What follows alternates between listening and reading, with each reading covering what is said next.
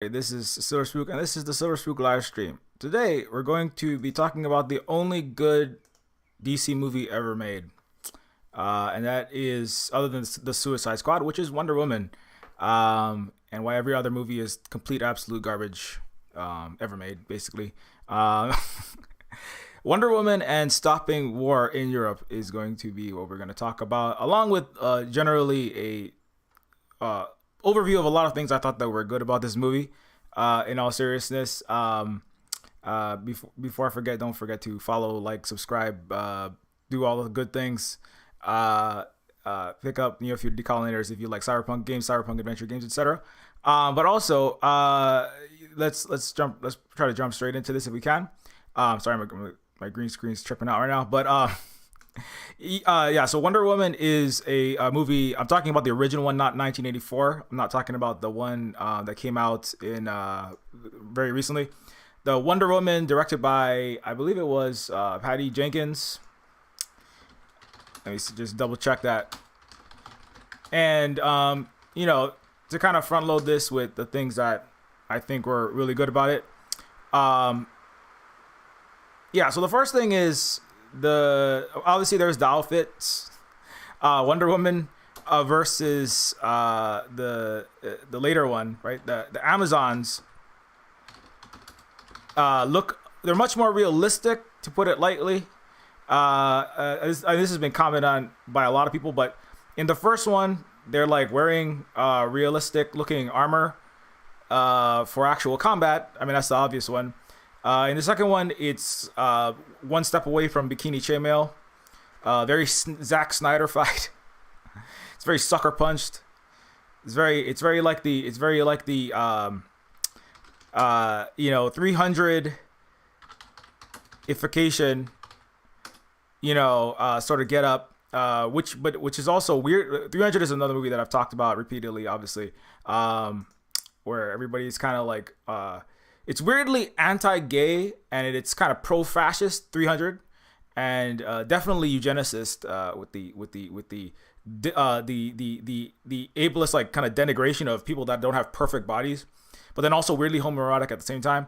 And whereas, like, what? And anyway, but that's a whole nother movie I'm not going to talk about this entire time. I've spent entire streams talking about just 300 and Greco-Roman ification of all of history, and denial of anti-East and anti-Black and anti-African and basically non-Euro realities. But in this movie, that's another thing about this movie, is that number one, the costumes are realistic. You can tell it's definitely something about. Also, all the Amazons are actual MMA fighters. In the first Wonder Woman, they're actual MMA fighters. They are professional athletes of some sort. Some of them are like CrossFit champion, top ranked athletes. Some of them are, boxers, rock climbers, or they're like people that actually are professionals at their actual, athletic sport. I mean, of course, they're not necessarily literal warriors, but it's people that are like. Capable of doing. Some of them are stuntmen, or stunt people, stunt women, and so that's one thing that was definitely good about it. Also, like, there are, I believe, I haven't actually seen the second one. I can't bring myself to ruin my day. But there are more actual Black Amazons, which would be historically, more accurate. I did an entire stream just on. I failed to do it on Queen of the Damned last time, but it was the point in that what I was trying to make, and the book Black Athena. Also watched the movie by Vin Diesel, Dark Athena, set in the Riddick universe. That's kind of related to the book Black Athena, but part of the point of that is about the whitewashing of Greek and Roman history particularly and in the Antiquity era. That is the kind of founding, the origin story of, if superheroes have their origin story that defines who they are, their characters, like Wolverine origins, right? You got the origins of the entire X-Men, origins of Captain America. The origin story of the West, the United States, Europe, the G7, the NATO countries, is Greece and Rome as entire nations, as entire civilizations. But the reality, and a lot of that has been whitewashed. And so in Wonder Woman, because of white supremacy, colonialism, imperialism, these interlocking systems. But in Wonder Woman, like there's, it's kind of like, well, there's actually a lot of black Amazons. There are a lot of darker skinned, non-Euro, different nosed people, Afro haired or differently textured haired people in Greece and in Rome as well. And actually they looked up in the book. I mean, just to give a quick shout out to this book, Black Athena. I'm not gonna spend the entirety of this stream on this book, but this is a book specifically about the as I mentioned last time, the Afro-Asiatic roots of classical civilization, and how actually with actual research. The thing is, a lot of anthropologists, historians, and academics, they don't actually dispute the facts in this book. What they dispute is it's causing problem. It's going to cause problems and divisions between white and non-white people. They don't actually dispute the facts in this book. But it's actually, the history is actually that African, Egyptian, Ethiopian, Phoenician, these great civilizations in North Africa that were black people, Nubians, the Ethiopian means in Greek the people of the sunburned skin, and because they were very black, but the Greeks look up to these people and actually learned huge amounts of technology, language, writing, culture, astronomy, you name it, medicine, and also peoples of the East and of the South, who were not what we think of as Aryan, Euro, white, and the history especially since the colonial era has been whitewashing this. And so I'm not going to spend this entire time on that, but just I highly recommend reading this book if you have some time, and then also playing, as I said, Dark Athena, which is, if you play video games, it is a book that it's not all of Riddick actually is deeply about it is largely a lot of it about recasting empire and war, and retelling a history of what people are starting to realize more, especially after 2020, of the necessity of abolitionists, removal of this kind of carceral prison house of nations and the prison houses inside the United States. Riddick is a prisoner, right, from a people that is he's non-white person from a place that has been destroyed, colonized, all the people brought into the military, right? Like a lot of people of color are overrepresented in the empire's military, and then but now he's a prisoner fighting back against these empires, these white supremacist, Christian fascist, Euro, Roman, Greek, and American encoded empires. Anyway, so I could go off on that forever. I'm not going to do that because I got to focus on Wonder Woman. But I recommend reading this book and then Dark Athena. Back to Wonder Woman. So in Wonder Woman, though, there's a little bit, at least it kind of it's a little more honest about those things, and and so you have actual black Amazons like this character, and they're more real. It's you can tell that it's not a male gaze sort of. You can tell you can feel the woman director coming through in it. Not to say that just because you're a woman director, it's gonna be a good movie. Not necessarily. Just because you have a Kamala Harris as vice president, it's not gonna be a good America.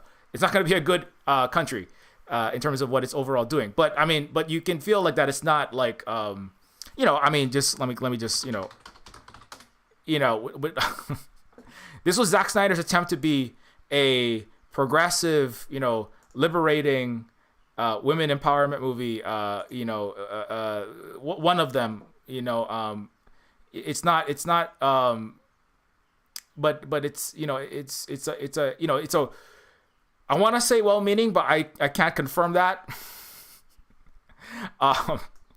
But it's, at least that's what he says. Zach says, but he also made 300. But it's like the women are depicted like with way too much skin and in inappropriate outfits. It's like it's made for the pleasure of. it's made for like the sexual pleasure of a dude, a heterosexual dude, or somebody who is into women watching. You know, that's the kind of movie that is. Whereas Wonder Woman is like you know, it's like, and if you're horny, go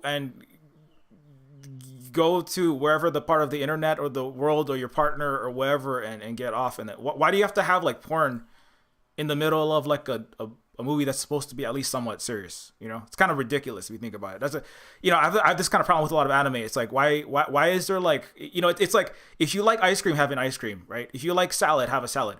Why is there a giant ice cream scoop on top of the salad? It's like, that's kind of soggying all the lettuce, you know? Like if I just, you know, I'm not going to type anime because I don't want to get this stream TOS for too much nudity. But it's like, if you want to do that, why you have like a serious movie and then there's all of this kind of like just random hypersexualization all over the place? You know, it's kind of ridiculous if you think about it, you know? But it like, and I don't know, who knows exactly why that is, but a part of it is because you're trying to entice like incel or hikikomori or I don't know what, you know? That's part of it is we're going to sell this by having a bunch of porn in the middle of our movie or our anime or our TV show. And it's like, that's not necessary. You can have a good TV show and it doesn't have to have that. Just like have the characters and their personalities shine. And, you know, they can be like, they don't have to be like unattractive or whatever, but they don't have to be like nearly butt naked. It's kind of ridiculous. Anyways, but that's like, that's just the thing that, you know, it's not, it's, you notice it more when you watch Wonder Woman. Also, like the other thing, you know, and this is more like, you know, Holly was like, you know, we should watch this movie, and I had not seen it because I was like, you know, I mean, to be clear, like I have some issues with some of the former employers of the star and some takes of the star of the movie. So I'm just gonna front load that because that's one of the reasons why I haven't watched it.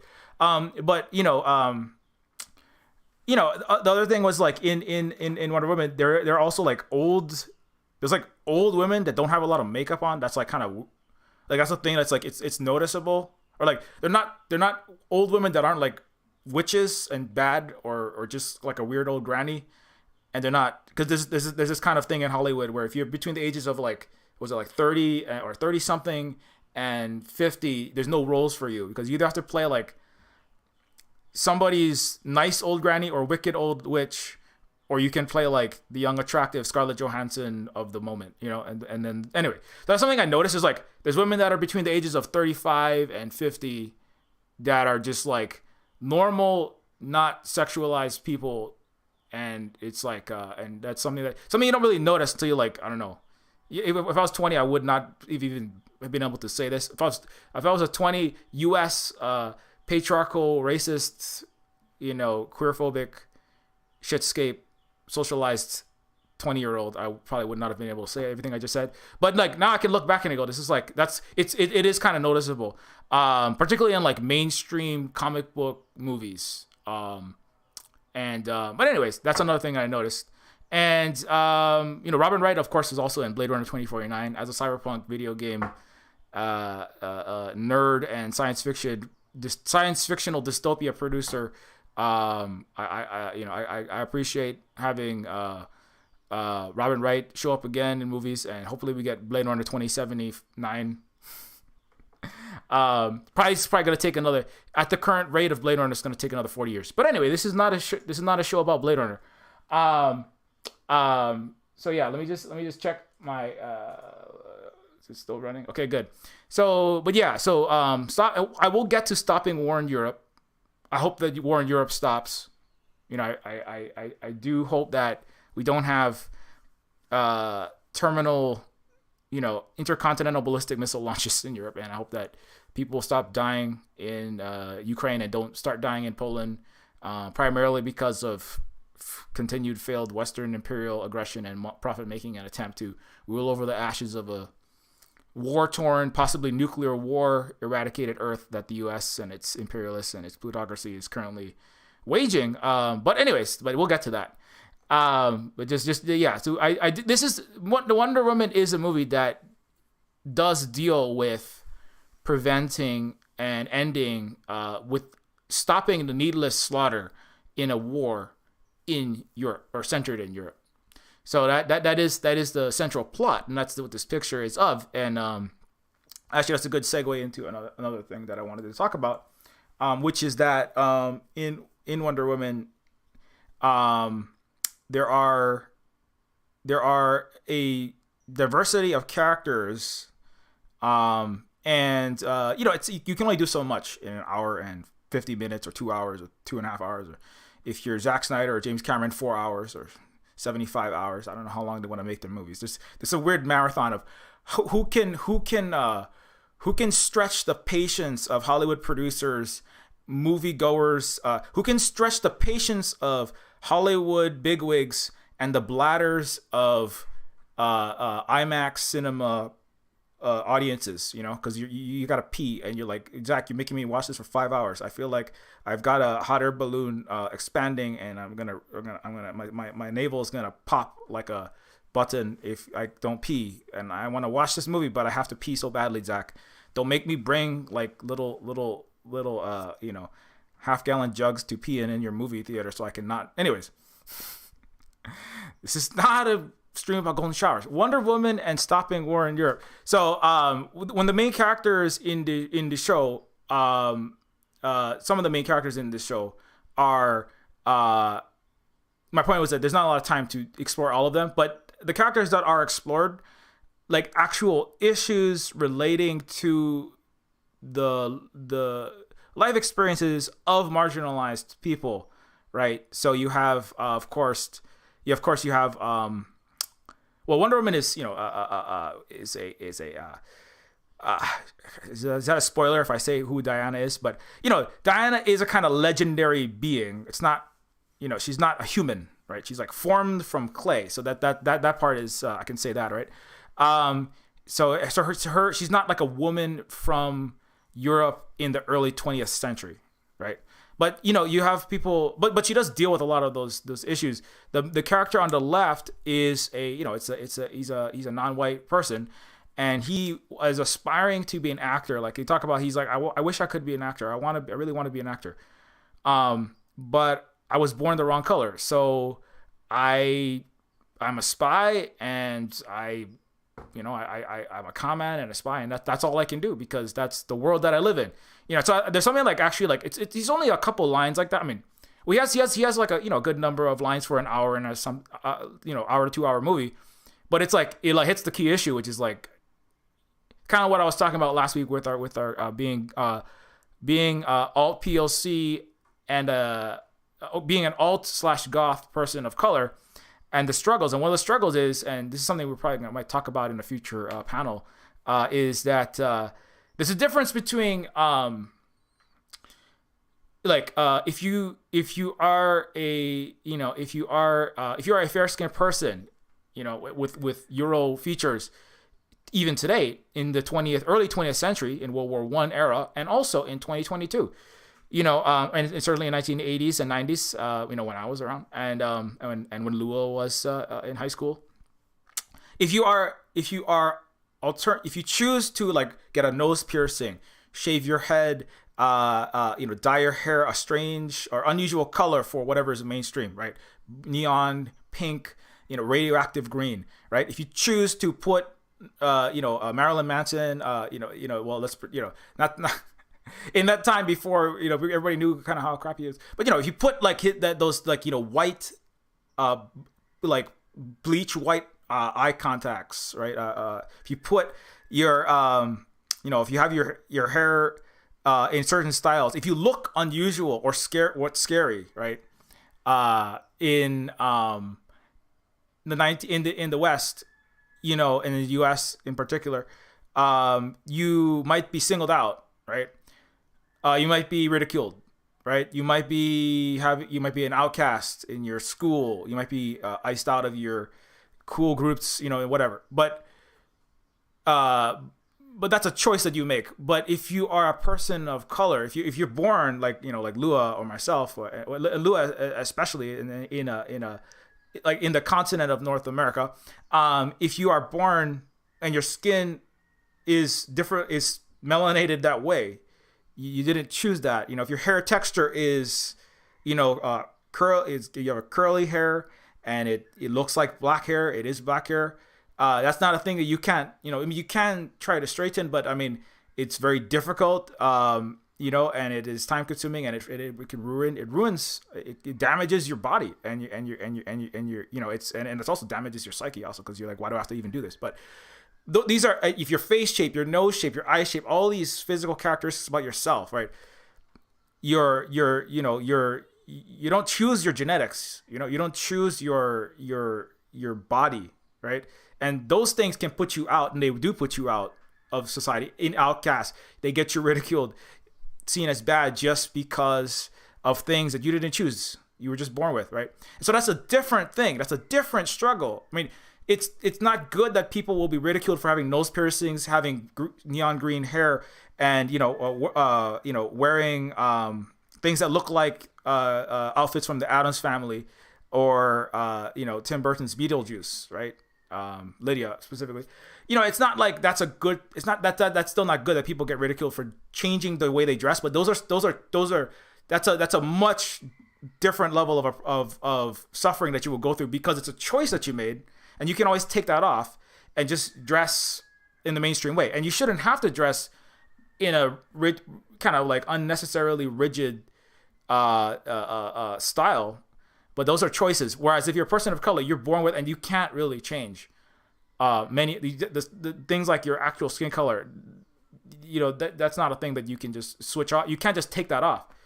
Now, like, sadly, Michael Jackson did, like, with incredibly expensive, damaging surgery, and also psychologically damaging, because you did, like, there's something wrong with me. Michael Jackson did, like, there's a lot of reasons why. But it's not just Michael, but a lot of people alter their nose shape because, like, my nose looks too black. Now, he also had, like, other conditions, but I mean, he's not the only person that has done this, right? My nose looks too black. My lips are too black. My hair is too black. My face skin color is too black. And you can potentially alter some of these things with incredibly expensive, even more damaging physically and psychologically methods, but those are prohibitive for most people. Number one. Number two, it's much worse for an entire ethnicities, billions of people around the planet who have those specific histories and body and characteristics to be forced. It's a whole that the experiences of racism under colonialism, under imperialism, of capitalism, and the decades and generations of slavery, of plunder, that all of those systems are interlocked into. That's a whole nother level of oppression than people made fun of me because I got a mohawk one time, or people made fun of me because, I bought Trip jeans and wore them. I bought Trip pants and Stompy boots and wore them to school, because you can take that off the next day, and but you can't take off multi-century Eurocentric colonialism, slavery, bombing, war, economic, social, political, religious, cultural oppression for centuries. You can't just take that off. You can't change out of your. I'm not gonna have a planetary multi-billion person $450 trillion oppression. I'm just gonna take that. I'm gonna take my $450 trillion worth of global South to global North extraction off and put on some other pants. You can't do that. I'm gonna take what Black Lives Matter is talking about. I'm gonna take racist policing and racism in the United States. I'm gonna take that pants off and put another pants on. You can't do that. So that's a long aside to talk about what this one character symbolizes on the left. The character on the left here with the gun and the purple headwear, who is suffering this, this reality, and it's very briefly explored, but it is in there, and I was like, wow, that's weirdly based for a DC or any comic book movie. The closest thing I did in an entire thing, I've done like multiple streams last year, I know for sure. I've spent probably like 10-15 hours on Falcon and the Winter Soldier, and how much I hate it, and how pro Lockheed Martin it is. And but the only good scene in that entire show is basically the one where Falcon and Winter Soldier are a black man, the Falcon, and a white man, the Winter Soldier, are having a disagreement in the middle of a street in America. And like 25 cop cars pull off, and all the blue and red is flashing, and they're all like rushing towards the black man, obviously. And that's like the only good scene in that entire fucking thing, because the rest of it is just like, a billionaire philanthropist, arms dealer, playboy, and Captain Star Spangled Underpants pro imperial propaganda. But and making it great again by electing by talking to our senators and representatives in very heartfelt conversation, and that's going to change, military industrial complex and global omnicidal plutocracy. No. Falcon, but it's like they see him and they just come after him because he's a black guy, And Falcon doesn't matter that he is literally an Avenger that has helped save the world multiple times, right? Doesn't matter that he's like, he is like a representative of the U.S. in that world. He's representative of the United States. He's a great celebrated hero, literal world savior, right? I mean, this guy should be like not necessarily worshipped, but I mean like thanked and looked up to. I mean, in the universe of Marvel, but even within the lore and the narrative of the Marvel Cinematic Universe. But it's like that doesn't matter, because you're at the end of the day you're just black. In racist America, your skin color negates what you're. It doesn't matter if you're if you're the Reading Rainbow, Star Trek celebrity. You still the Jordy. Holly knows. We were trying to remember the name. We were drawing blanks yesterday. But, it doesn't matter if you're that celebrity. You're going to get pulled over anyway. It doesn't matter if you're a great football player and you're paid millions of dollars and people love and celebrate you. You're a black guy and the cops, they see you at a stop. If there's a red light and you, the black guy, celebrity, football player, president of the United States, doesn't matter, and you stop next to each other, all they see is black skin. All they see is wide nose. All they see is like signifier, hairstyle. Your hair texture. That's all they see. And no, it's time to possibly kill maybe take you to prison for the rest of your life for nothing. That's because that's the reality. And that's baked into the United States today. It's baked into the West, period.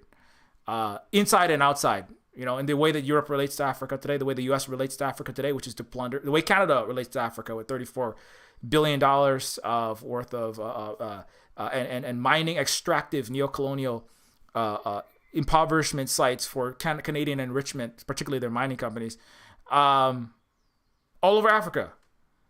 So, and so the colonialism is not over, and the racism isn't over either. And so that's something that like comes up. That's very important. And, I did appreciate that about this movie. In the center, I should move on, make sure I get through everything.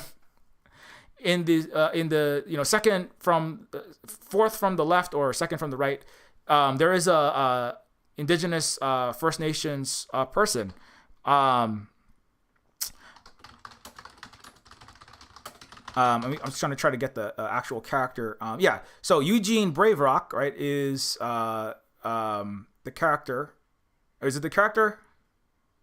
The breakout star of Smash Hit Wonder Woman. Hailing from the Kainai Nation reserve in the snowy Canadian state of Alberta. There's a lot of right-wing, Ted Cruz-y type people coming out of Alberta. But, hey, that's its own struggle in and of itself, is surviving Alberta while non-white, especially indigenous. Hailing from the Kainai Nation reserve in the snowy Canadian state of Alberta, Eugene Braverock is stunned by his newfound fame. Stuntman turned actor, shown as Chief Napi in this year's blockbuster. That's from not this year, but previous year, from Wonder Woman. And the Native American admits to being humbled by the movie's success. I have so much gratitude and can't go anywhere without being recognized. I'm extremely proud to represent my people and share my language and culture with the world. So,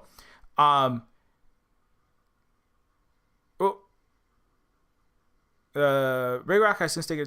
Anyways, So the character Eugene Braverock is again, and his character is, I think there's like there's some dialogue between Wonder Woman and where Wonder Woman's central thrust is she is trying to stop Ares, the god of war. That's what she believes is her mission. I'm not going to give you the entire synopsis. You can go read it or watch the movie, right? That's not really what I'm doing here, but she believes that the entire her entire mission in life, in her demigoddess, goddess, legendary, mythical. I'm trying not to spoil. In her legendary figure life is to stop the god of Ares from corrupting man, right? And the Amazons are separate. They're made from clay separately. And you can see the biblical origins of its own storytelling. You can see that the genetic lineage of old antiquity era storytelling starting to blend together there. But she was formed from clay, separate from man. Man was corrupted by Ares in the narrative of this world, and fell into war and suffering and death, because Ares, the god of war, made them fight and kill each other, right? Diana, Wonder Woman, is one of these Amazons, these legendary groups of women and she was very young when she was one of the youngest of them. So she didn't see that actually the men enslaved women and did terrible things to the women, but the Amazons briefly like helped humanity or helped man, but then shortly thereafter the men actually enslaved the Amazons, and then they left and they fled and they went to their own island, in a island in the Mediterranean, that is shielded by this magical fog through which you cannot see, and it kind of disguises it cloaks the island, kind of like Wakanda. So it's just kind of like, that's kind of this weird writerly sci-fi / fantastical explanation for how you can have mythical 2,000-3,000 year old antiquity dressed, spear throwing, bow and arrow shooting, gladius wielding Amazon characters in the 20th century, right? Anyways, that's not what the movie. That's me as a writer going, oh, that's what you're doing. But critiquing DC and Marvel comic book writers. But that's what it is. So the characters are So she is trying to stop the God of War. This is a long aside to explain this guy, but let me just jump off a little bit, because I can't really do this without going into that a little bit. So let me see if I can get like an image of this. So her character is coming back is coming back into the 20th century, right? With this mission, right? Along with a lot of her fellow Amazons, they don't her own parental figures don't want her to go, because, well, they're like, the world of man is terrible. The world of man is terrible. And she hasn't experienced what man has done to them, which is enslave the women, right?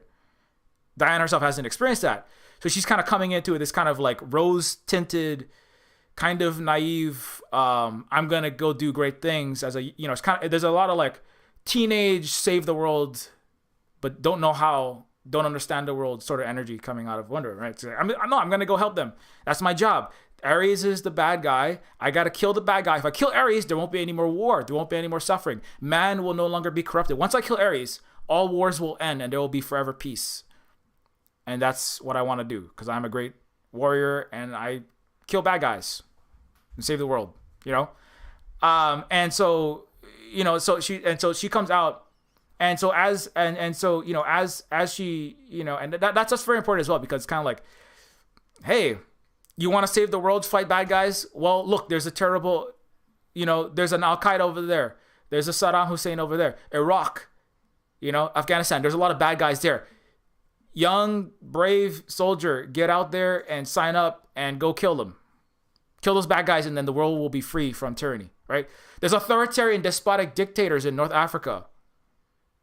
There's horrible, Chinese CCP despots. Sign up and go sail on a naval ship or fly an F-35 and defend us from evil Chinese, right? There's a lot of so there's like, that's kind of the that's kind of the story of her of going off as a young person, because it's always young people fighting in these wars, right? Young people that don't know the truth about what they're fighting and who they're fighting for, what they're fighting against, right? Signing up to do great things who doesn't want to do great things with their life? Who doesn't want glory and fame and adventure and what you think is, right? You watch too many American movies, you watch too much military industrial complex propaganda centered in Hollywood, with the exception maybe of this movie, and Peacemaker, and you're gonna get, you're gonna think that, hey, yeah, no, I'm a 17-year-old. I don't want to sit here and highlight Walmart receipts forever. My Rockstar career didn't work out when I got a music and composition degree from my college. I don't want to just flip burgers. I don't want to just be poor in Texas or Oklahoma or Canada, or I don't want to be in this ghetto. And if you're black, you're more likely to be poor, which is why non-white people are overrepresented in the U.S. military. I'm going to go sign up and kill people that are bad for money and fame and glory and adventure. And then you go there and you realize you're fighting on the wrong side, And also, you're not going to get the things you think, and war is hell. And you're a participant in perpetuating forever war. Anyways, for infinite imperial plunder till the earth dies. So Wonder Woman's story is like, I did like that aspect to it, where she's like, I'm going to go out and I'm going to save the world. And it's like, wait. Well, I don't want to spoil it for you, but it's not quite what you think. It's not quite what she thinks, right? So she thinks, I'm gonna go kill Ares, and I'm gonna save the world. That's all I gotta do. I just gotta find Ares and kill him, right? And she's dropped into this world of World War One, so let's get back to that character. So yeah, what I want to say was, so she's talking to, at one point she's talking to the First Nations indigenous character, right? What is happening here? What is happening? That's what this character is constantly asking. What are all of these white people killing each other for? Oh my God. Can you stop just killing each other? Can you please wash your ass and your hands? Can you put on a mask? That's what this indigenous character was asking that entire time. Put on a mask. And not just when there's mustard gas from Nazis or German enemy combatants. I mean, put on a mask during the Spanish flu, which is actually the Kansas American flu. It's the U.S. military flu. Please put on a mask. That's what this guy, that's why he's squinting. He's like, why are you killing each other like this? Anyways, Eugene Braverock, Wonder Woman's breakout star, becomes a Native American superhero. So this character is talking to Wonder Woman, and Wonder Woman's like, why are you here? Because they come across him in the middle of the war zone in World War One, and he's like in the woods, setting up a camp and helping them get some of the armaments that they need to go complete their mission, which is, I'm not going to give you that whole plot, but they have to go try to destroy some terrible weapons, some new weapons that are being developed, chemical weapons, in World War One. And Wonder Woman thinks, I have to kill Ares. There's kind of two missions at the same time. And this character, and then the Eugene Braverock, he's the First Nations, Kainai Nation character, is there trying to help them to, let me just see if I can get this picture, trying to help them to get what they need. And Wonder Woman's like, why are you even here? Right? Why are you here in this war zone? And he's like, well, I don't really have anything else. And I'm here, just trying to survive, and I'm getting weapons here. I'm selling a little here. I'm helping navigate through this woods because that's what I have, because I don't have anything else, And she's like, what do you mean you don't have, why don't you just go home to your people, right? Why don't you just go home to your land? And he's like, well, the last war, they did the first, the indigenous person from Turtle Island, right? The Native American, I think that's the kind of what they would say in the comic book, but or probably they might say the Indian, but he's like, well, as a indigenous person, the last war took everything from my people, right? They wiped us out. They took everything, and she was like, what do you mean? He's like, who? And she said, who did this? Because she's gonna go kill the bad guy, right? And he's like, well, it was his people, and he points to the Chris Pine. He points to the white guy, which is, I mean, the American, right? Chris Pine's character, second from the left, is the white American spy military operative. But the American, Euro-American settlers genocided, wiped them out, took all the land. And as a native Hawaiian, I'm like, yeah, that's what happened here too. And she's like, oh shit. Well, I can't just kill. How do I fix that? Because it's kind of like that's kind of like an important moment. It's one of many, many, many important moments in Wonder Woman, because she's like, again, she still has this thing of there's good guys, there's bad guys. If the good guy, I'm the good guy. I'm Diana, the super heroine, queen of the Amazons, and I kill the bad guy Ares, and then peace and happiness and utopia and rainbows and daisies grow out of the butts of butterflies, and Peter Rabbit and the rabbit and Bambi and the deer, they all frolic around with the toads and the toadstools in a Miyazaki movie. I love Miyazaki movies. I shouldn't throw that into the mix. But, it's going to be happy and sunshine and rainbows after I kill bad guy, right? And then the indigenous person is like, well, there's not really a happiness for me because there's sadness for me because they took everything. And she's like, who took everything? Tell me who the bad guy is. Just point me to tell me what direction and what range, and I will fire my bracelets of power, machine gun into their face and kill them. And then you'll be happy because I will have rid the world of bad people, right? And then he says, well, your boyfriend's people killed and stole and enslaved my people. And she's all like, well, she doesn't say anything. What do you say to that? Because it's one of the moments where it's like, oh shit, this is more complicated than I thought. This is not as simple as kill bad guy. This is not as simple as I just kill the god of war. It's like one of many moments where she has to start kind of questioning. When she's talking to the non-white person on the left, she's like, wait, what is this racism thing? Because it's kind of like you get the sense that that's not a problem that they have in. Was it Themyscira? I can't remember the name of where Wonder Woman's from. Themyscira. Anyways, the Greek island shielded from the rest of the earth, from the world of man, right? They don't like. There's black Amazons. There's light skinned Amazons, and you don't get the sense that that's a thing that they're dealing with is some kind of serious racism. They're just all coexisting, and they don't see. It's like that's a lot of the way that Hawaii was before, and a lot of the way that a lot of indigenous nations were. There wasn't like you have dark skin and your hair is a different texture, so you're bad. That wasn't a thing. The race science, eugenics, all this stuff that was brought in later. Hawaiians, you spoke Hawaiian, you had Hawaiian values. You had Olelo Hawaii. It didn't matter if you're there. The thing is, Hawaiians have a real wide range of appearances. Some of them have more like Afro-like hair because we have connections to what's called Melanesia. These are like Western names, but there are more African-looking Hawaiians. Fiji has a lot of these. They have like very dark skin. Like what Americans called N-words when we Hawaiians came to the U.S. continent, the North American continent, they would call us N-words because that's what we look like to them. And but some had more Afro characteristics, like the wide nose, dark skin. My mom is extremely bushy hair, extremely like and she still has, I talked about that on the goth being a goth all POC panel about that and how the horrors of racism that she had to endure. And some Hawaiians have that dark skin, curly hair. Some of them have like slightly lighter skin, more olivey skin, more brown. But some of them can be very light. Some even have green eyes. Some even blue eyes. Some have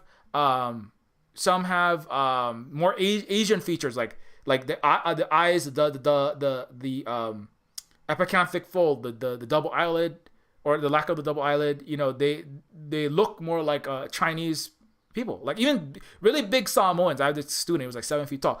He's a huge body, and it's like he's like bigger than the Rock. He could eat the Rock for breakfast. That's how big this guy was. But his face was like really round. He looked like a little baby Buddha, but in his eyes looked very Asian. He looked very like Chinese looking eyes. So anyway, my point is that there are a lot of people that look in a lot of different ways in Hawaii, but people weren't like, oh, you're less because your body is dark, your skin is dark, your eye shape's diff, your nose is like that. That wasn't a I can't say that there's zero, skin color and immutable characteristics based strife, but nothing like what came after the European settler colonizers showed up and said black people are fallen, degenerate, based on race, science, phrenology, social Darwinism, and the point is the justifications for the plunder. Race is just one of those things that are kind of picked up and utilized to justify a horrible, unjust, colonial, capitalistic, racialized, capitalistic, slave-based system. Anyways, so coming back to this thing, so she's like, Wonder Woman doesn't experience that, on the island, right? That's not, I don't know that that's canon, you know? I don't know that that's canon. Like, it's not really explored. But like as I said, like on the island, you have black Amazons, right? You have more olive skinned Amazons. You have very Aryan looking Amazons, right? You have like blue eyed, blonde hair, like the Robin Wright's character. This character, they're more Northern European looking Amazons, and it's like it's not a thing they're dealing with, right?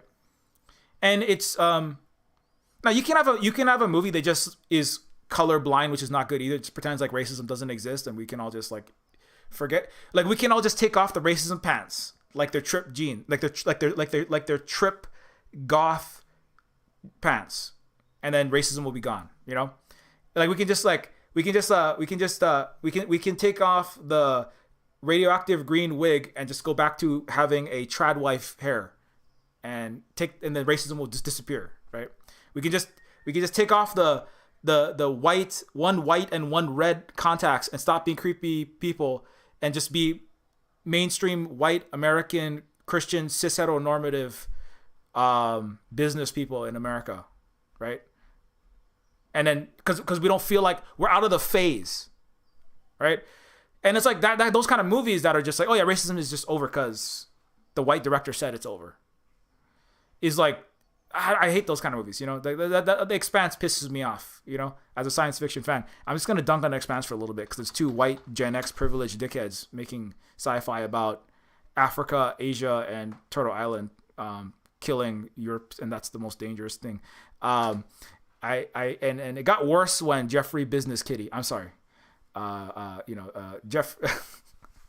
I can say his name. I'm not streaming from his Death Star satellite. Jeff Bezos, you know, when he took over, it got worse. But you know, that's one thing. It's like, it's a colorblind movie where everybody, you can be black, you can be brown, you can be white, you can be Asian, you can have any texture hair. Nobody sees anything. It's all gone. It's a very I don't know. It's not dealing with the reality. You know, it's not dealing with the reality. It's not an unreality now. You know. And also it's like simultaneously everything's colorblind, but the characters that speak and that are coded, like Marcos Inaros, the characters that speak and that are, especially in the later seasons, that speak and are coded as African, Global South, you know, you can tell because they look like Che. They come from exploited backgrounds, like Colton miners, except they're mining space asteroid rock, right? Of whatever color. All the Global South, non-white coded, colonized people coded characters turn out to be the most destructive, terrible people in the universe. And we should really listen to the G7 leaders. Some of the G7 leaders are Indian, like in India. And they're black even, but they're coded, who they are, how they talk, the way that they are is coded as Western, and they're all good. And the worst thing is, if the Global South ever liberates themselves, they're gonna just like blow up. They're just gonna attack America, and all the white people will be enslaved, right? So it's very fascist sort of argument, liberal and fascist, which is basically the same. They're two sides of the same coin. Sort of vantage point, while simultaneously pretending like you can have a colorblind world. Anyway, so I really don't like that. You know, Neofeud is a game that's like about why that's fucking nonsense, in a large part. That tries to deal with the reality that we're in, which is full of racism and capitalism and racism, and all kind of other intersecting isms. And which is why I like Wonder Woman, because it's dealing with all of these intersections, right? Anti-indigeneity. Right? It's that's like, it's like in your face. He's just like, hey, I'm sorry, I would love to not be trying to make some money here, you know, moving Molotov cocktails and navigating soldiers through the forest, but my entire line is gone. And your white blue-eyed boyfriend killed all my people and stole all of our land. So, hey, that's what's up. You know, it's not like, oh, one day indigenous people can all just be captains in the U.S. military. You know, that's the common white colorblind. That's the white diseducated take, white man diseducated take on fantasy, comic book, movie, science fiction, and just dealing with these issues. Right? It's kind of like, let's pretend like they don't exist, or let's hypothetically in a metaphysical way project a future where racism, colonialism, patriarchy, ableism, queerphobia, anti-indigeneity doesn't exist. Let's just like, no, that's that. What? How do you get there? That's not the problem we don't have is how do we imagine a better world? That's the problem I have with a lot of white solar punk. Privileged people, Euro solar punk is. Let's just imagine this perfect world. But then they're like, what is the trajectory? Well, the trajectory is we'll have more Germans riding bikes and then we'll drop some seed bombs and we'll invest a little more in solar panels. Like, no, you're Europeans. You got to stop colonizing the rest of the goddamn world and just backing the U.S. military. There's no future that continues your racist, capitalist colonialism and it comes out the other end. It doesn't matter how many seeds you bomb. The problem is not like, how can we imagine a perfect world? It's like, how do you connect the present, full of all of your actual existing terrible systems, to that future? And that's, anyway, so I'm not going to go off on that one right now because I was reading a bunch of solar punk books because I'm trying to I'm working that into Neofeud too. I'm not saying it's not important to visualize a more healed future, but you can't just, getting there is that I think there's a surplus of bestseller books in the West about this utopian future, and not enough books and not enough stories and not enough thinking, fiction and nonfiction, about how cinematic, game, fiction and nonfiction, book and otherwise, about how you actually get there from the position we're in. And to get there from the position you're in, you have to look at the most oppressed people that actually have the possibilities, who are the people in the position to lead out of the brokenness, right? Not the people that are currently running it, But anyway, it's a long ass discussion. That's not me talking about Wonder Woman. So, but that's the important thing is like the indigenous struggle that this character is going through is like actually brought up. Like you can't explore it in depth through like an hour and a half movie that's got to put people's butts in seats in a movie theater. It's like you gotta have at least 30, 45, 50 minutes of action. You gotta have like at least 20 minutes of of white boyfriend staring deeply into Israeli girlfriend eyes, and you have to have personal scenes, some kind of romantic scenes, some kind of personal relationship scenes. You've got to have some of the power politics scenes, and and you can't really deal with all of the issues, but I mean, it's an amazing amount of things are dealt with in such a short period of time. That's what kind of was amazing to me. I believe it's the skilled hands of a non-dude director that helped to do that. But anyways, it's just kind of like James Cameron's. James Cameron does better than most people, I would say. Terminator. I'm watching Dark Angel. Dark Angel also I recommend this. Unusually based thing that came out like in 2000. I was like, whoa, what the fuck? Why is this thing so unheard of? I see why it was canceled. It was too based for Fox. They're like, no, get out of here. There's too many black people, non-white people, people of color, women, main characters. We're trying to start war in Iraq, Afghanistan, Iran, and President Bush. Not that President Clinton was any better, but we're not going to be doing any more base things. Anyway, let me stop sidetracking myself. So my point is that like there's lots of good things that were happening. The character on the right is a Scottish guy. His thing is that he's the guy who is in Our Flag Means Death. So let me give that a shout out because it's always time to give that. I'm running out. I gotta close some of these tabs. I got too many tabs open. I gotta close some of these tabs. What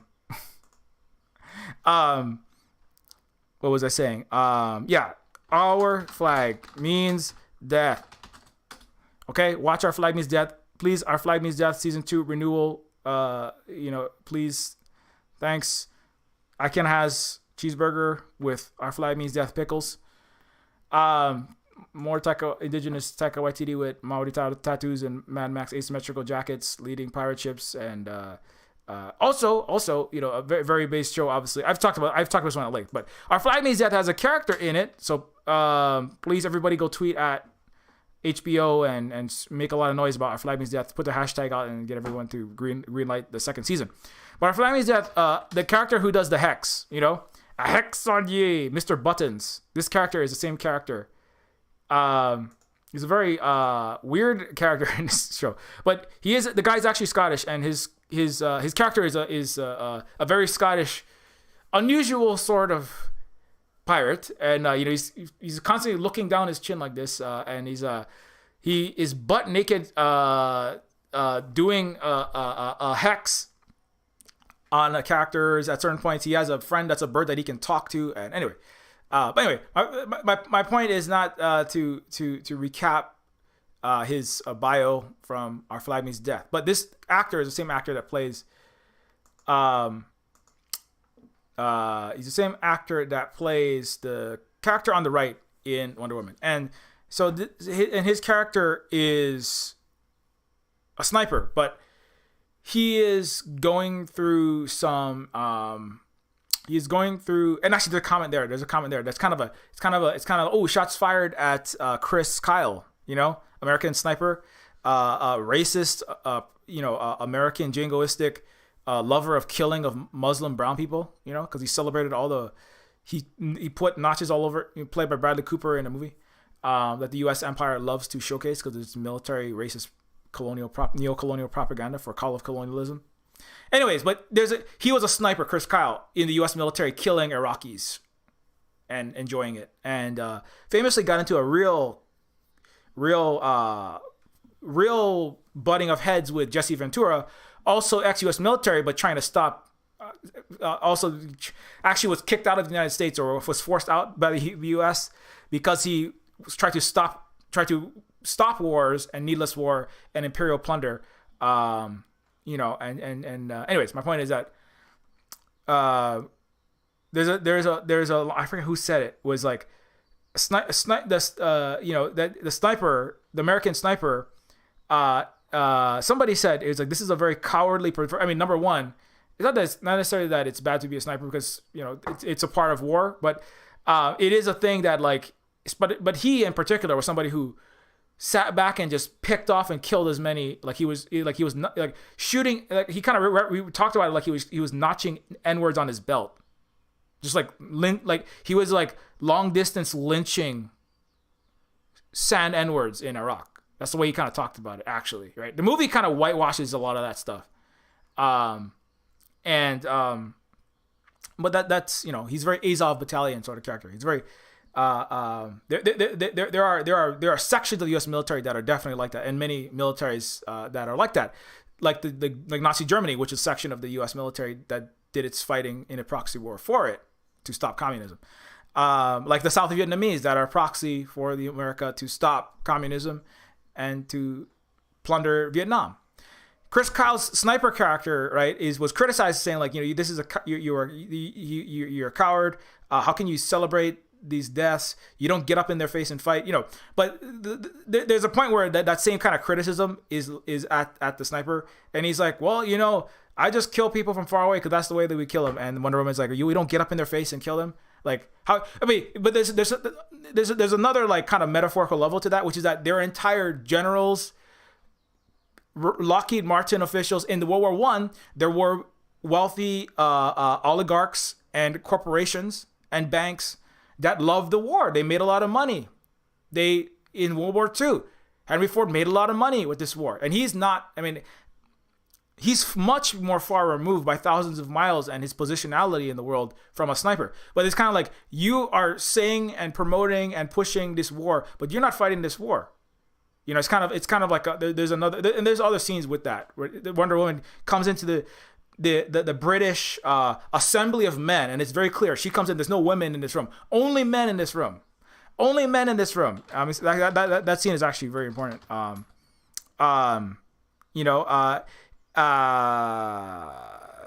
British.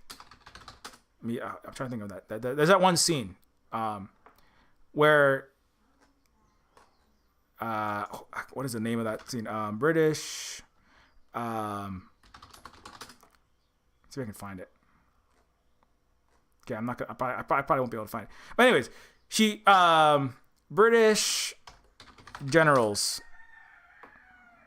Shit. Yeah, no, that's the German, not the Nazi. The German officers. But there's a scene where she's in this room with all of these officers, right? And the leaders in Britain, right, in London, right, in this sort of area, right, and and when she enters the room, everybody looks up and they're like, how can there be a woman in this room? Only men are allowed to make decisions. Is what it is. Like, women are not allowed to make decisions. It's a man's world. It kind of goes back to like the original legend, right? Which is that the Amazon, it harkens back to Amazons were here to help men by stopping the perpetual war and bringing peace and ridding the force of the god of war. Ares is corrupting men. Amazons are going to help to alleviate this self-destructive tendency, right? And then so the Amazon comes into the London, right? The imperial court. Britain was, the United States is really the child, the dark Cthulhu-like. Or I shouldn't probably use that term because there is a racist, terrible writer that created that world. But anyways, it's like this dark, eldritch, cosmic horror. The United States was birthed by Britain. They're Anglo-Saxon empires. The United States is the descendant of its most powerful empire for the prior century, right, which was Britain. And in World War One, it was still Britain. The American is kind of America is not a colony of Britain, but it is an Anglo co-imperial collaborator, right? Now Britain is America's co-imperial collaborator, right? America's the leader now, destroying the world, committing racist colonial violence, eradicating all life on Earth, getting everyone nuked to radioactive fallout, dust, right? That we can all wallow in while Elon Musk is on Mars, killing himself because he can't figure out how to operate his oxygen and water robot-run water system that is broken because he underpaid the water system engineers. And Elon and Mark Zuckerberg is somewhere under New Zealand, starving to death in his fucking bunker. So that's the world that America and the Anglo-Saxon Western Empire is producing at this moment. In this time, Britain was the empire in chief, right? It was the ultimate violence doer. It was the ultimate plunderer. It was the ultimate colonist. It was the ultimate, the force of Ares in the world, And Britain in this scene, you have all of their generals of man. They're all men. And then the woman comes in and they're all, and they all flip out. They get her out of here. What is she doing in here? What is this woman? And Chris Pine's character, right? He's just like, he has to constantly say, oh, she's just my secretary. She's just my secretary. She's just to excuse the fact because the women can't run anything, right? And so it's kind of like, but there's something to this, There's like a lot of indigenous societies didn't have patriarch run worlds. And when it did fall into more masculine energy, which can easily go extremely toxic, shit starts to fall apart, That goes for Turtle Island, North Central South American indigenous societies, and that also goes for Hawaiian societies. There was, the women and third gender people were some of the most respected people. Certainly, you would not privilege the man far above the women in the way that they are in Britain, circa 1917, or the early 20th century, or most of the history of the entire Western world. So anyways, and there's something deep in that. It's been a patriarchy for thousands of years in Europe and its settler colonies. So certainly Rome was. She shows up. They say, get out of here. He's constantly saying, she's my secretary, because women are, and there's a very good scene with the woman in the front here, holding the sword in this moment. And when they meet her, she's like, Wonder Woman asks her, what do you do? Why are you wearing those clothes? These are not fit for fighting. How are you supposed to fight battles with this corset, with this cumbersome coat and his 25 layers? What is this? This is not. And she's like, oh, I'm not fighting. I'm a secretary. I assist. We go through balls and gowns and we do bureaucracy, and I go on the typewriter and type out what important things the man in this room said. That's what I do. and I do all of his cleaning and his cooking and his paperwork, and I manage things for him, and I just listen to whatever he says. And Wonder Woman, and I do what he says. And Wonder Woman says, "Oh, that sounds like slavery," and she's like, "Oh, I like this one." But it's very important because that's part of patriarchy, and that is fucked up, and it's not the same as chattel slavery, but it is unequal, hierarchical, unjust systems that are fucked up, like racism, like ableism, and all these other ones. It's one of them, and because none of that, there is, if you go back, and again, if you go back to Amazonia, right? If you go back to what the fuck, Themyscira, what the hell is that place? What is it? Okay, if you go back to the place that Wonder Woman is from, it's not Mascara, it's not Presbyteria, it's Themyscira. Okay, that's what it is. Okay, Thermos. I gotta remember this. Let me come up with a mnemonic. Okay, thinking of a nice water thermos, stay hydrated. Water thermos, Keira Knightley.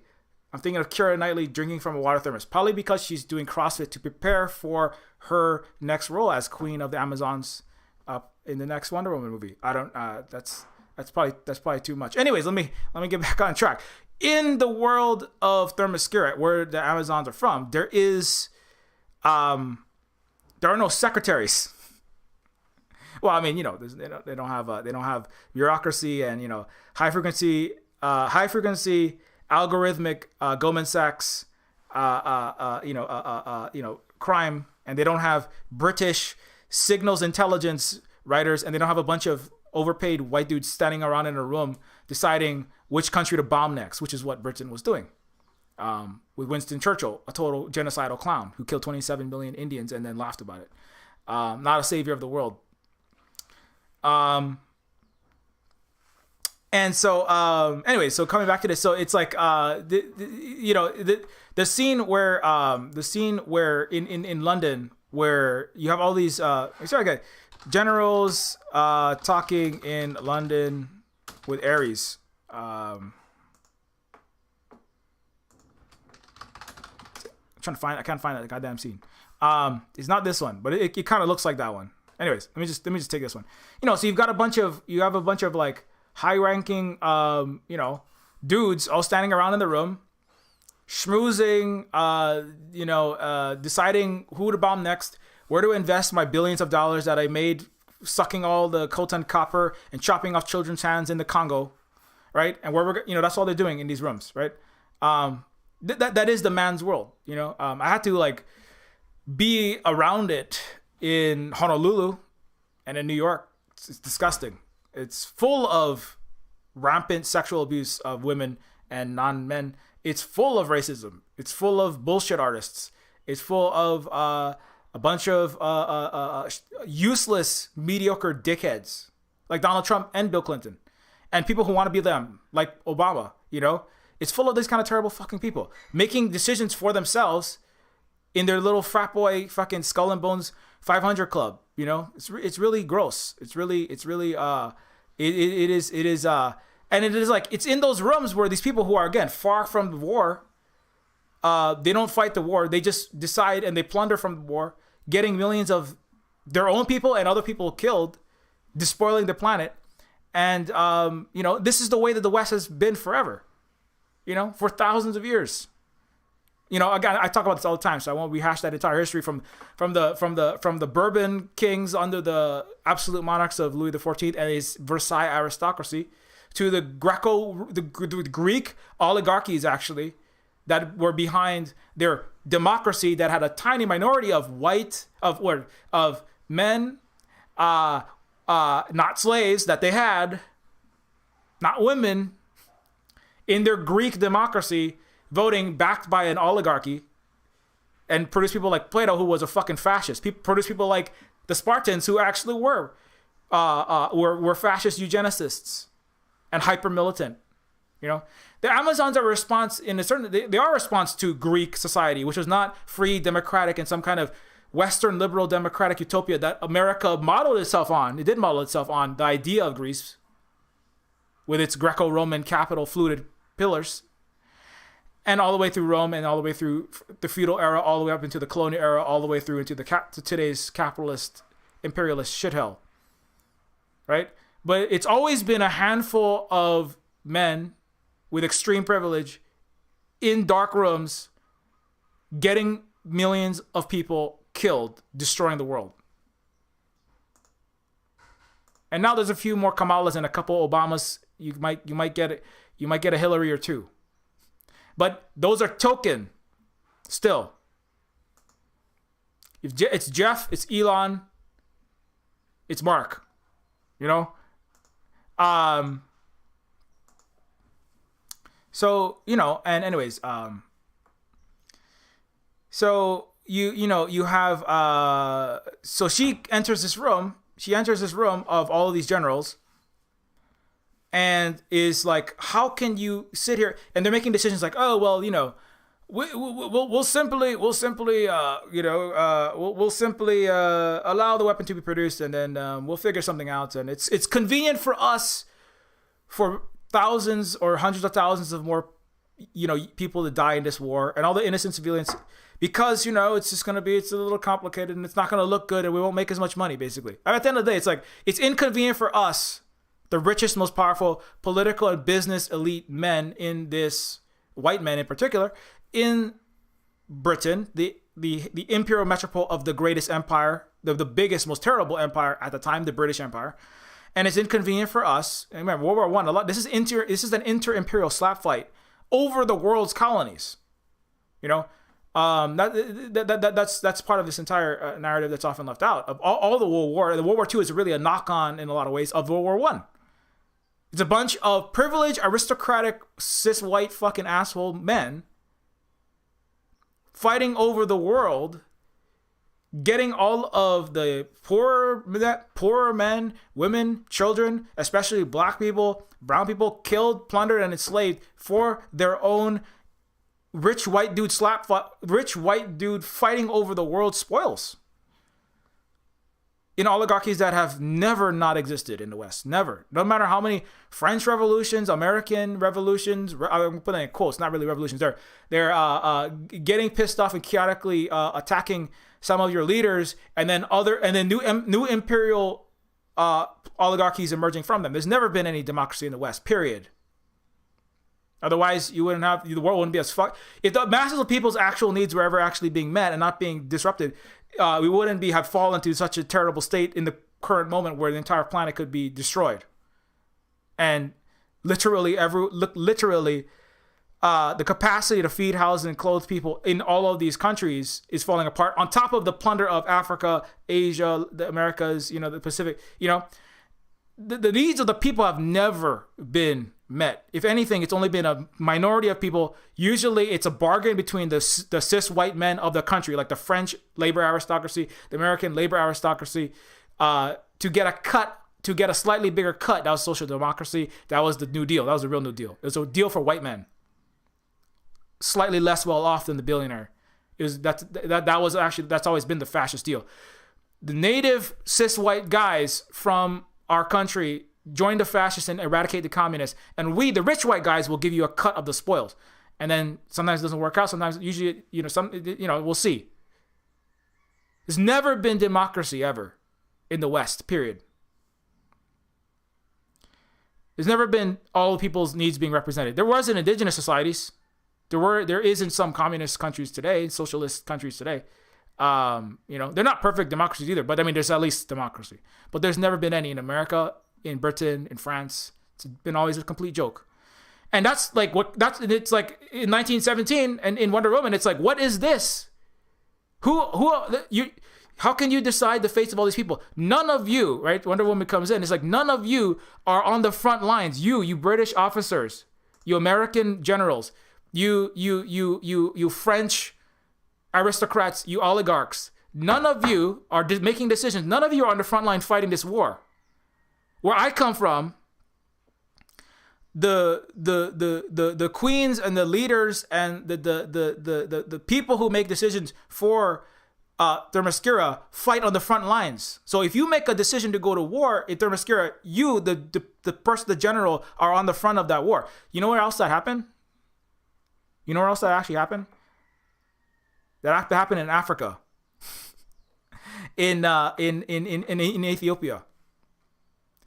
In African civilizations, when women were leading, they did have periods of patriarchy, or they had periods where it was a man pharaoh, obviously, but there were the Kendaki, also called the Candaces, Kandake, were it was a Latin the name Candace comes from Kadake or Kentake, which is converted into the word Candace. The name Candace, right, is derived from it is a Latinization, right? It is a Romanization of the African name. But what it actually was a term for women leaders of Africa, and it was a succession of women leaders, the queen mothers in ancient North African civilizations, and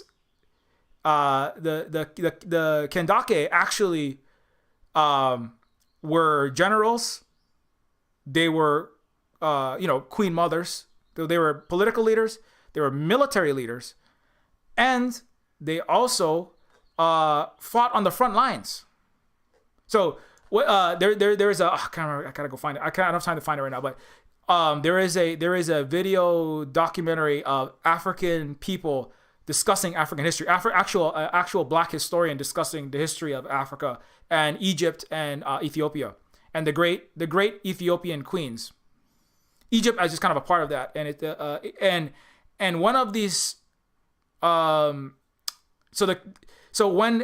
he describes, when the Romans and the Greeks, when the northern Mediterranean, right, peoples would meet the peoples of North Africa, right, the Egyptians usually, right, they would meet Candace, right, or Kendake. Well, they would call him Candace, but the actual name was Kendake, Kadake, or Kentake. So they said there was a Candace. We met Candace, right? But the reason why you're meeting Candace is because the actual general, the woman general of the military, was on the front line, fighting the battle, and dying in the battle. You know where else that happened? In Vietnam. Let me see if I can find that one. The badass. I'll just get this image.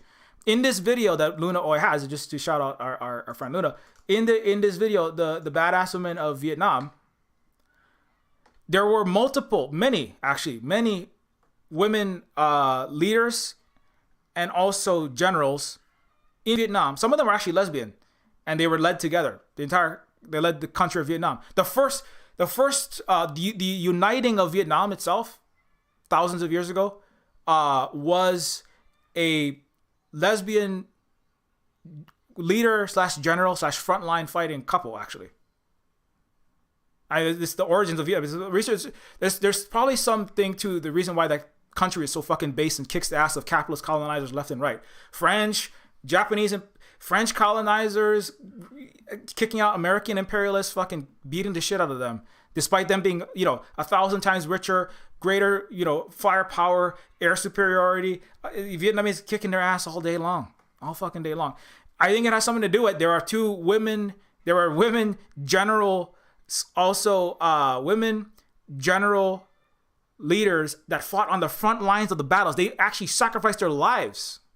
When they were one point they were captured, they didn't say, "Oh, help, help, help! Everybody, give $1 million gold to the Chinese." That at the time they had real problems with them. There's not no problems in their history of. I talk a lot about China and Vietnam, but they have had struggles. Nobody's perfect. But when they were fighting against these southern Chinese invaders, they didn't say, "Oh, please help us get out of here, save my life, save." Like Robert Downey Jr., billionaire philanthropist, arms dealer, playboy, fucking Iron Man, is some kind of self-sacrifice. Can you visualize Elon Musk giving his life so that his Tesla underpaid union workers can have a better wage? Can you imagine him doing anything other than for himself? Can you imagine any white American, European, Westerner leader doing anything? Can you imagine Joe Biden, like, getting himself killed so that millions of African people and poor Americans could have healthcare and housing. This is unthinkable. All the Western leaders for thousands of years have ever done has been for themselves. Their own family have been thrown under the bus. They put people in stocks and pillories for fun. They have never done anything. There's never been democracy, ever, in the West, period.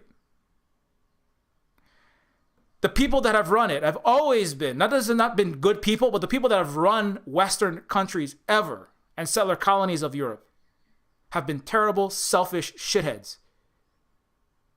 And, most of them are men. But in Vietnam, there were actual women who got themselves killed on the front line. The people that actually led the country sacrificed their own life. When they were captured by the Chinese at the age of 27, they threw themselves off a cliff rather than give anything up. They actually sacrificed their life. And they were leading, and as I said, they were leading the entire country from the front lines of the wars. So if they chose to go to war in Vietnam, the person who was choosing to get thousands and thousands of people killed and begin this hell was the person who would be on the front line, and it was a woman. In America, when Biden votes for a war, how many fucking dozens of wars has he started? Iraq, Afghanistan, currently escalating tensions in Europe. How many wars has Biden fought on the front line after he made the decision? How many wars has Bill Clinton, George W. Bush, Barack Obama, when he's doing his 9 out of 10 innocent person killing drone strikes, did Obama go out into Afghanistan and get himself killed there?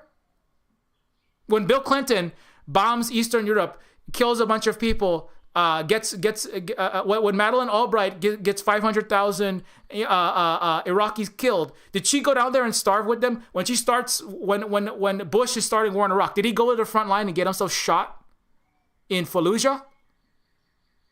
Has there ever been anyone? There's never been anyone in the West. It's always a joke. It's a fucking joke. They rewrite their stories as much as they can to make them seem like glorious, great leaders. There is no leader ever. That's why all the Jesse Venturas are always pissed off at their leaders. Right? All the warriors in America, I was just watching a video of an American soldier born in 1960. He said, America, nice country, beautiful things about it, but we're run by fucking fascist, terrible oligarchs.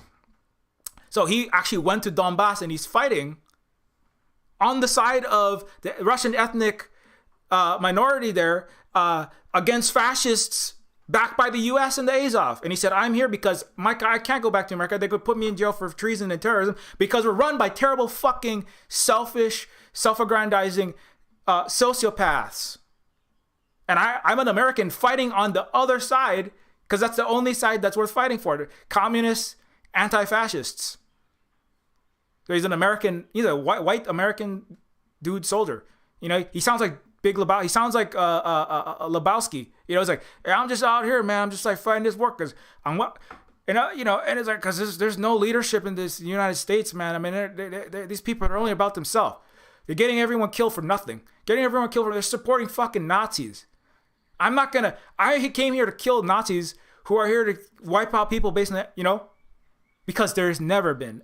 And you go to Britain in 1917, what were they doing in that fucking room? It's a bunch of men standing on a room deciding how many Germans and Americans it's worth $1 billion that we're never going to fight for. Right? You go to Greece and Rome circa, 0 AD, 500 BC. It's a bunch of oligarchs deciding how much money we can make, jacking the price of wheat up a little bit. How much if we burn Rome, can we get a little more?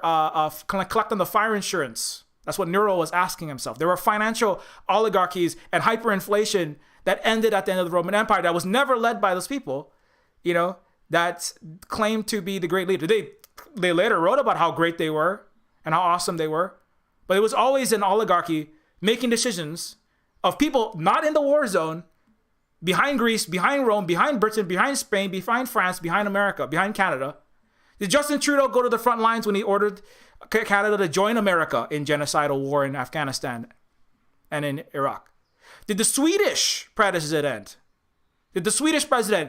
in committing war crimes in Afghanistan, getting innocent children killed, the Swedish president, right, in your Nordic so-called utopia, right, with your socialist healthcare beautiful place, did the Swedish president go into Afghanistan and get himself killed? No, he didn't, because he's a coward just like all the other Nordic countries that back America's empire, run by their own internal, uninterrogated oligarchies, right? Did the Australian president, right, when he's trying to start nuclear war with China, is he going to the front line and he's putting himself in harm's way in the Taiwan Strait? Is he going to fly in and invade China? Is Scott Morrison going to go? No, he's not, because Australia, like every other Western country, is run by selfish, cowardly, spoiled, rich, mediocre white men, and people who want to be white men, or the white men inside, of different color and gender, like Hillary Clinton. They want a cut of the corner office of this shithell. And that's what has always run them. But Vietnam was not run by those people for a period of time. And certainly not today. They don't put statues of useless oligarchs like America, like George Washington, right? Who had slaves' teeth in his mouth. They don't put statues of clowns like that in Vietnam. They don't put statues of, people like, Robert E. Lee, racist, terrible pro-slavery dickhead. They don't put pictures of Thomas Jefferson, 260 slave-owning child rapist. Right? They don't put people like that up. They don't put oligarchs and terrible cis straight white assholes, up on pedestals, because they're not run by shit ass systems like that. I'm kind of off topic, but this actually is directly related, because actually the badass Vietnamese women they're like the Wonder Women, who actually, Vietnam is a literal. This is not a made up mythology in a comic book. This is like literally what happened in Vietnam, right? So this history of like women, leader, general, frontline fighters, right, has a real history in Asia and Africa. At least that's two places. So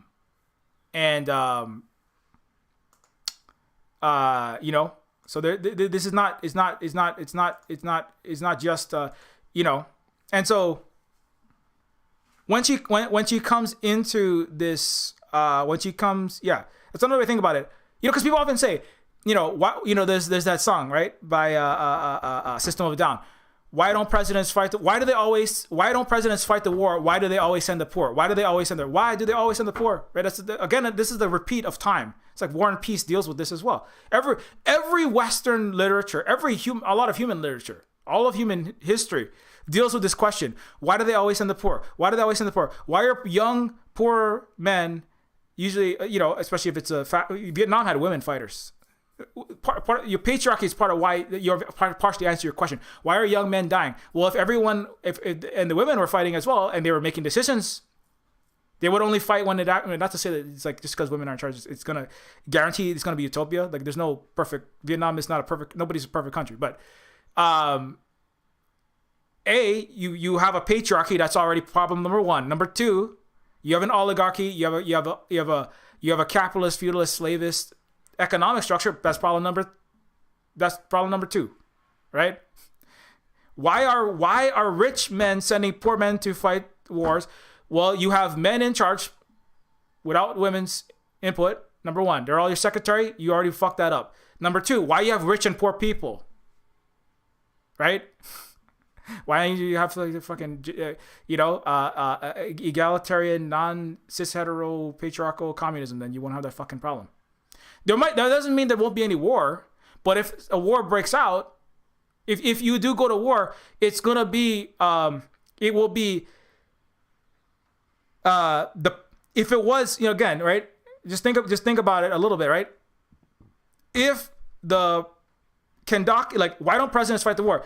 If the Kendake, if the African women leaders go to war, then the woman president is fighting the war. They're a front line on the war zone, getting themselves killed. So they're gonna make a decision. They're gonna make a decision, right? That actually is it is actually in the interest and by the will of the people collectively, because they are gonna be directly involved. Anytime you have a war that's decided by people in the office somewhere, it's never gonna be If they are separate from the consequences of it, they're never going to make these decisions for the good of the people. It doesn't matter what they say. It doesn't matter how many movies about JFK and all of your great American presidents and all your great leaders you make. Look at how hard it was for me to make this decision to get all y'all killed. Look at how hard it was for Bill Clinton to decide to send all y'all off into Kosovo. Oh, it's so hard to take on this great burden of deciding. It's like a joke in a comic book, in like that cartoon. What was it? Like, this has been incredibly hard for me to send you all to die. This is a hard decision, but you're all of your million deaths is an incredible sacrifice, but it's a sacrifice I'm willing to make, That's not a question you have to ask in African and East Asian matriarchal societies. That's not a problem they have, because if there's a war, then then the decider goes to the front line, right? Anyways, also, when the British colonizers came to Africa, when the men were saying we should just give up, the Kendake, or the Candaces, right? The women leaders of Africa were the last.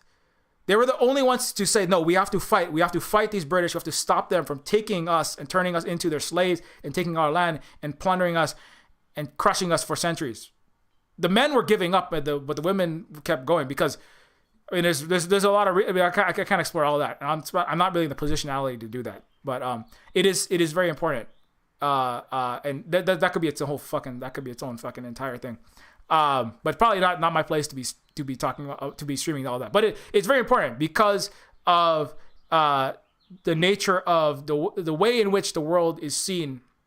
Which is one of the reasons is there is something too, like when you are looking at preservation of life of the future, right?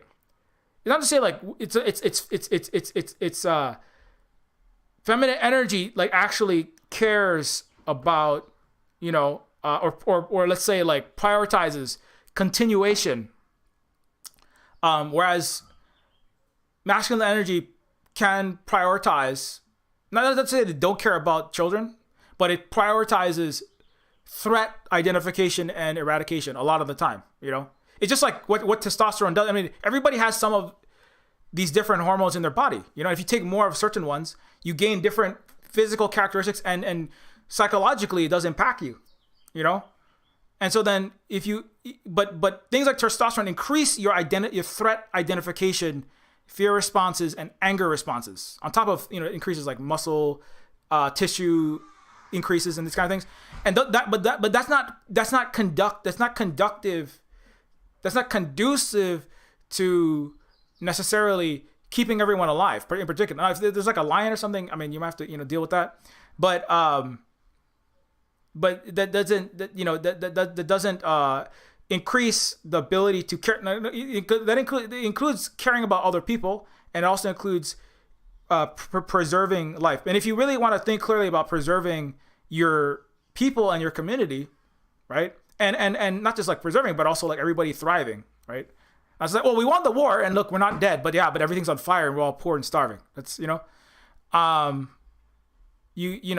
need it's been proven through history that this is a thing that, like, if you just have a patriarchal society, it tends to fall the fuck apart, and I think part of it is you look at the places that have succeeded.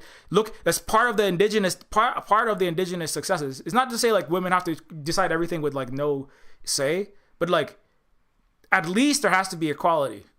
There can't be a men in charge of all this stuff, because that absolutely again and again is broken so many places. I mean, all the ones I'm talking about, obviously. So Candace is but that's something that you should look into if you don't know anything about that. And you should watch Luna's video. But let's go back to this though. So importantly, in Wonder Woman, when she enters that room, just to kind of go back to that, let me kind of finish that thought that I had. The generals and the officers, all the men, generals and decision makers and aristocrats and royalty, they're all the same, really, right? When you in the British royalty and in Euro royalty, one son goes and becomes an officer on a ship, not in the front, in the back, right? in the British Navy, ruling the world under the gun, under the gun of the British warships, right? Whether that's in the Opium Wars, whether that's in Africa, whether that's trying to shove a warship into Hawaii to overthrow our sovereign indigenous country. One son goes into the Navy, right, into the military as an officer, not on the front lines, not getting himself killed, way in the back. Serves his country and is by doing what? Sitting around in the back and, sipping tea, right, and acting important. And these people are not great leaders. These people are aristocratic, mediocre Elon Musks. Look at who's leading the West right now. Elon fucking Musk. A complete clown. An incompetent fool. That is the richest man in Western colonial imperial aristocratic neo-feudal capitalism. Literal techno king. Self-described. Right?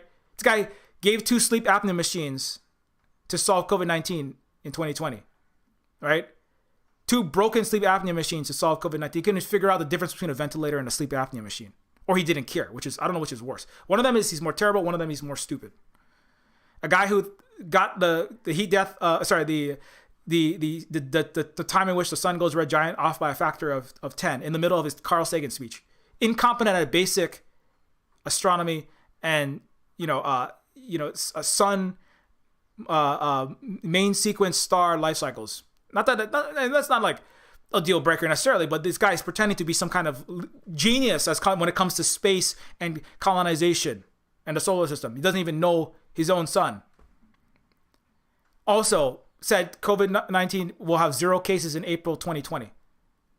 This guy is just a complete fool, right? Just like all the other leaders of the West, right? In charge, he's a terrible person, and he has a lot of aristocratic privilege. That's what he has.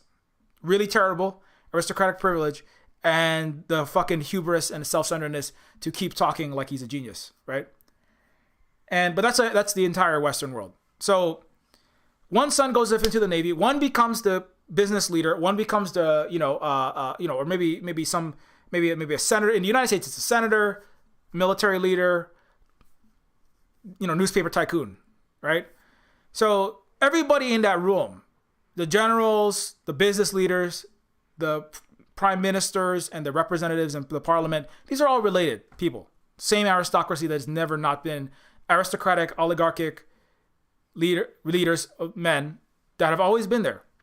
And so this sort of so Wonder Woman comes in and says, what are you guys making decisions for everyone else? How can you do this? You're sending everyone off to get killed for your own ego, profit, career benefit. We would never do this. We, the women leaders of, Themyscira, go off and fight the wars that we start if we start one. And so we don't start wars.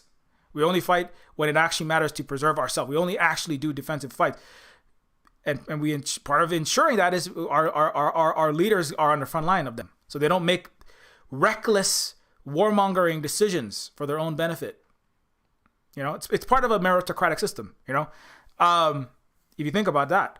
So it's part of instituting actual democracy, right? This Greek and Roman and American idea of you fill on a slip of paper which of 2 hereditary aristocrats you want to become president or prime minister or leader of France or leader of Germany or Austria or Sweden. What a joke. It's an absolute joke. This parliamentary American democracy. It only pumped, you can see the results. It's only pumped out the worst. It still is to this day. People are going to vote out the German and the French MPs because they're all going to starve in the dark this winter as they keep not having Russian gas and oil and everything else, like a bunch of clowns, like a bunch of fools. But the next people that come in are going to be just as, they're going to be another round of aristocratic hereditary dickheads or wannabes. Because there's never been any democracy in Europe. That's why DM25, I like that name, Democracy in Europe, right? That's Yanis Varoufakis speaking of the Greeks, as a Greek former finance minister. He's like somebody that's, calls himself a Marxist economist and also former a politician in Greece. He's like, it would be great if there was democracy in Europe someday. I mean, I mean, he's right. There's never been. Maybe one day there will be democracy in Europe. The EU is not democratic. You ever been to Brussels? Anyway, he has. The Germans say there will be no democratic decision. What is it? Political decisions cannot be allowed to alter economic policy. Basically, it was like the EU, the Brussels bureaucrats sitting around sipping their tea, right? Like in a room like this, right? Dancing around, having their 76-layer fucking cakes, right? Oh, maybe we'll stop Russian gas, and maybe the peasants will starve, but we'll get like another $1 billion from the American military for doing what they say. So yes, we're very that's what Brussels is like. Well, yeah, 1 million Greeks can all die in a Golden Dawn fascist austerity hell, But we in Brussels will get a little more tea. It's actually Brussels is a lot like this room, right? It's a lot like London, right? There's no democracy in Europe. There never has been. Hopefully one day there might be democracy in Europe, but we'll see. But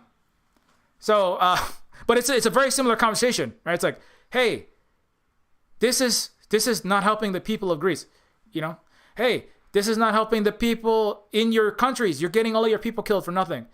Well, this is a hard decision. It's the sacrifices of the British people, the sacrifices of the French people is a grave sacrifice, but it's one a wealthy, aristocratic French or German or American leader or British leader is willing to make, And anyway, so they laugh her out of the room. They decide to get all of their young people killed. Don't try to stop the war. Don't take her seriously. She's a woman, number one. Number two, they don't care about stopping the war. They want infinite war. So they can make a lot of money and plunder. And in World War II, stop the spread of, in Russia, stop the spread of communism. And in Vietnam, stop the spread of communism. And in Africa, maintain colonialism and stop the spread of communism, like in Libya, with universal health care, free housing, and universal access to electricity and the African Monetary Fund under Gaddafi. Right? That's all they ever do is try to stop the spread of equality and non-cis white hetero colonial patriarchy in these fucking rooms, in these smoking rooms full of white guys. And so like this decision that they make, and then other people come out and they go, we're gonna try to stop this war anyway, even though these assholes, right? So the Chris Pine, not Chris Kyle, that's the racist shithead sniper killing 260 San N-words and celebrating it, calling himself a war hero, getting CNN front page news and Hollywood thumbs up. Chris Pine's character is kind of like the Jesse Ventura character. He's kind of like the American soldier that went to Donbass. I'm going to fight Nazis. I don't care what America says, right? I don't care that my own country's entire democratic government, right, which is an oligarchy. That's what the American soldier said. It's on the New Move channel if you want to watch it. It's like one of the second most recent, I think. N-U-M-U-V-E-S. I don't care. I'm going to go against the orders of my own country, right? My own Western liberal democratic country and fight. And I'm going to try to do the right thing and stop this war, even though they're going to do the wrong thing and get people killed and continue this war, right? Like what the US and Europe is doing in Ukraine, which is not stop sending weapons and money and supporting neo-Nazis and imperialist Kolomoisky, and Zelensky, a Jewish actor who has $30 million and a retirement home in Florida. He has an American mansion waiting for him already. He's like the Ghani in Afghanistan with his $170 million falling out of a fucking briefcase of blood and cocaine-covered Benjamin just spilling all over the tarmac in Afghanistan as he escapes to go be with his masters in America. He actually went to the Saudi Emirates and then he went. I think he's trying. I don't know where. I don't know who the fuck cares where he is. Juan Guaido. You have a long list of these fuckers. But Zelensky he's a Jewish person backing an anti-Semitic Nazi regime for fascism and neoliberalism with U.S. imperial plunder. Imperialism. I think it was Kieran Kiranopal. Shit, I can't remember her entire name, but it's a very short, succinct way to say what imperialism is one country's tiny minority benefiting by impoverishing and impoverishing and extracting from another entire country, right? And it doesn't necessarily benefit a lot of the masses in the one country. The American elite, the British elite, taking from Africa, taking from Eastern Europe or Asia or the Pacific, or Vietnam or indigenous people or wherever it is, right? And bringing that into their own pockets for themselves, right? And so the American guy is like, my own country and Britain, right, that I'm working for, because American was not as big a player at this time. It's not what it is today. Now America is, as I said, is the junior partner is Britain, but in that time the senior partner was Britain, and America was the helper. So he has orders from the British to not try to stop the weapons, to not try to stop the war and just forget about it, right? For the benefit of those imperialists in Britain. That's very important. Like they don't use the word imperialism in Wonder Woman, right? But like this is part of this kind of aspect to it, which is a tiny minority of the richest and wealthiest. Again, her oligarchy. There can only ever be imperialism in the West because they never have anything but a tiny minority of people running them, right? So it's if you could have a capitalistic country, a feudalistic country, a slavist country, or a colonial and imperialist country. You can't really have anything other than that, because it's all the tiny minority benefiting from the masses of their own people. That would be a capitalistic, racialized feudalistic, or just feudalistic country. And then if the country's leadership extends its reach to other countries, then it becomes imperialistic. And that's kind of what Britain is. And it's like, so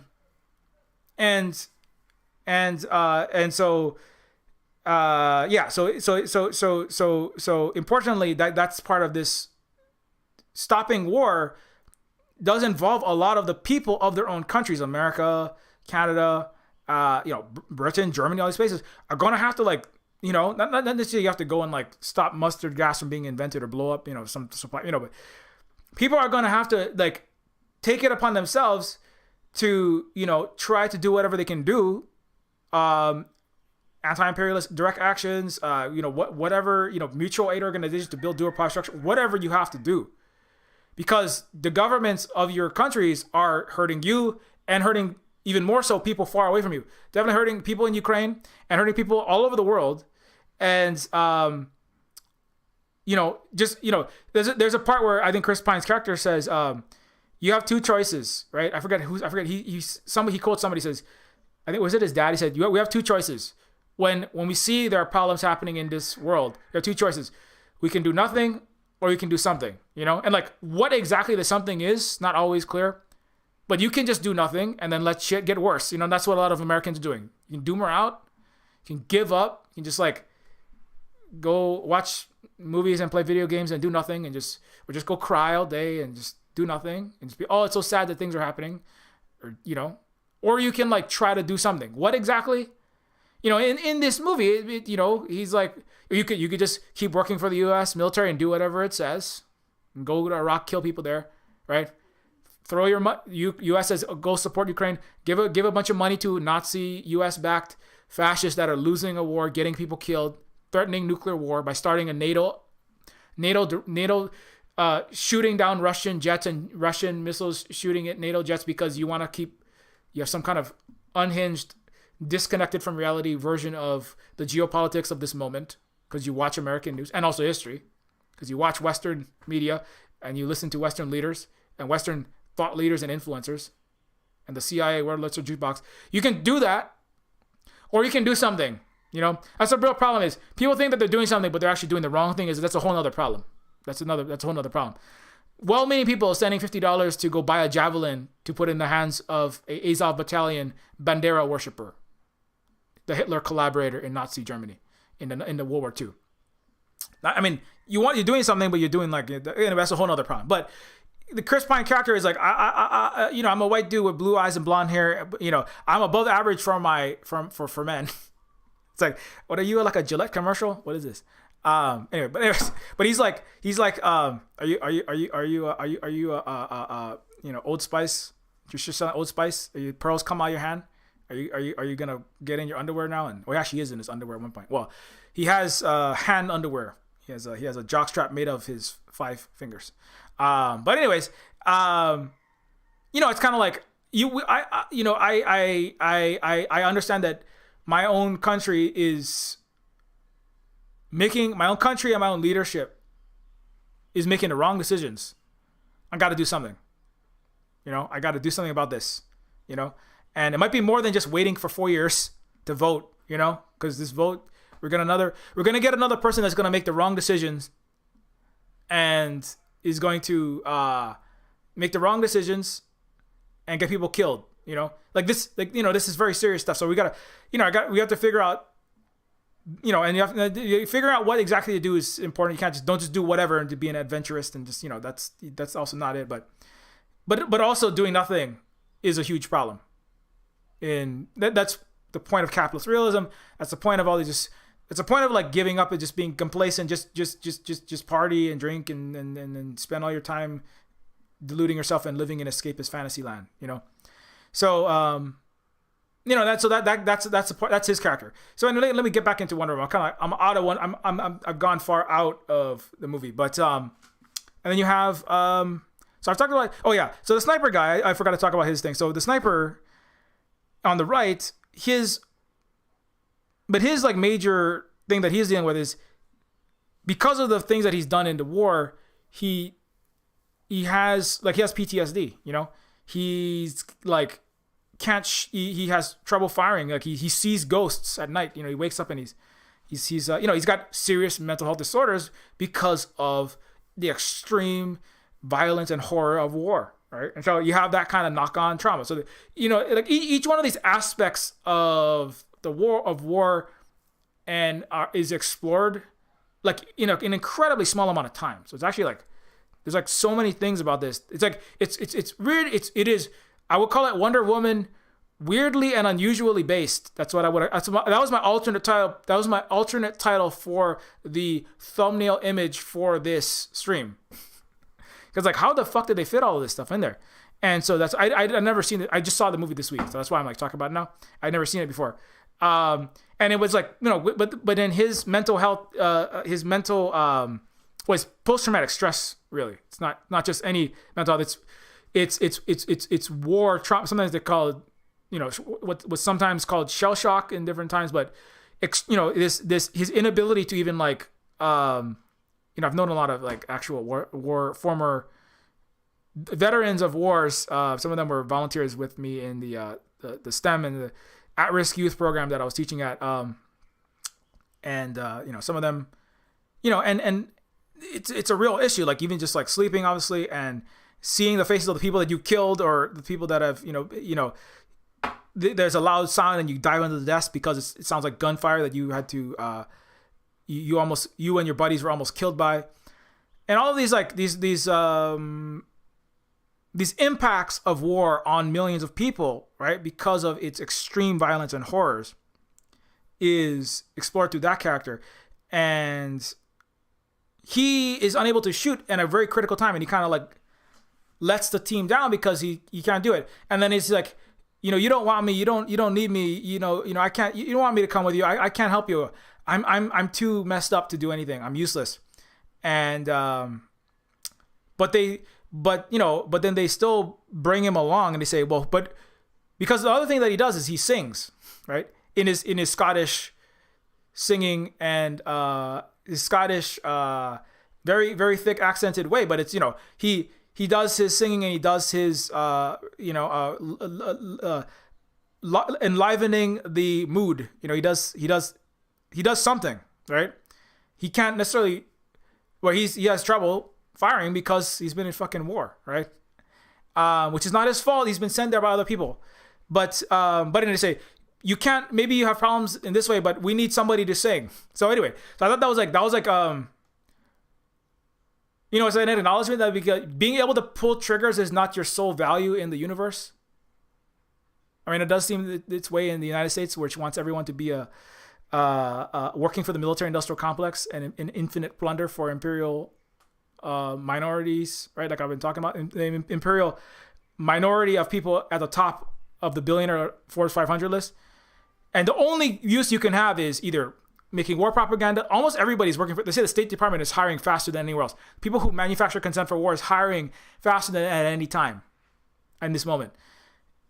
Pulling triggers, designing drones, programming the C++ code that makes the drone's AI system automatically shoot at targets that America needs to kill, usually brown and black people. Whatever you're doing, your only value is to the U.S. empire. But it's like, maybe there's value outside of that that's just like making people happy, you know? Maybe there's like, you know, that's like another thing. Because Wonder Woman is from, the Amazons are from a very, you know, they are a fighting centered culture. A lot of their life is spent training and preparing for fighting, you know, because that's just what they've done. But so that's kind of like, she doesn't know anything but that, right? So when she comes and then she's like, what do people do, right? What do people do? There's one of the scenes where she's like, what do people do when they're not fighting war, right? Or where they're not preparing for it.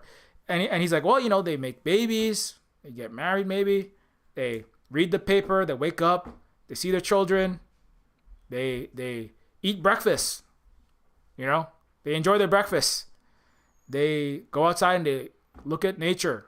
They just do stuff and grow old together, you know, they just have families, you know, they talk to their friends, you know, and she's all like, oh, she didn't like realize that's a thing you could be doing with your life. You know, it's like, it's kind of important.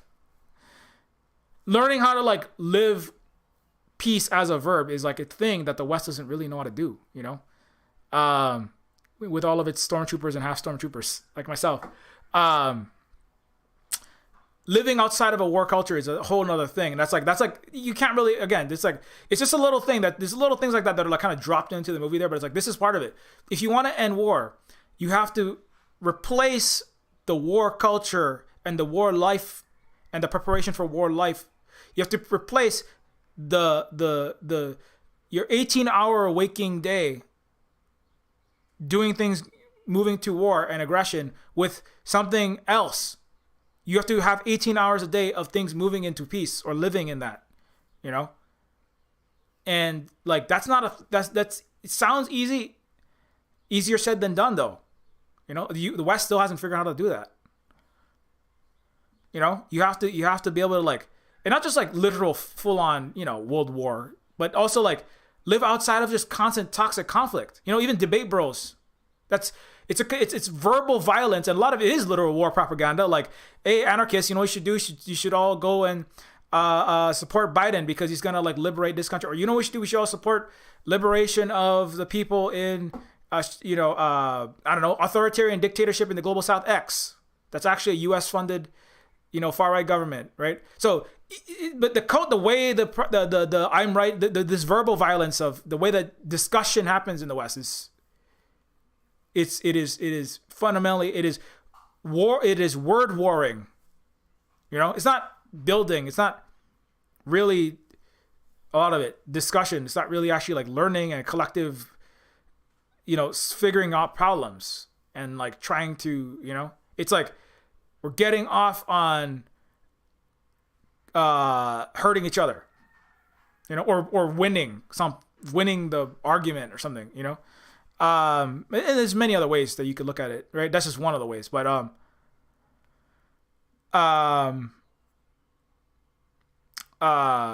so you know, so you know that's one of the aspects of it that kind of comes up. What else is there? Yeah, so so he's dealing with on the right he's like dealing with his own mental health traumas from war and PTSD. You have the indigenous person. It's like, hey, my entire people were wiped out and colonized by settler colonial Americans.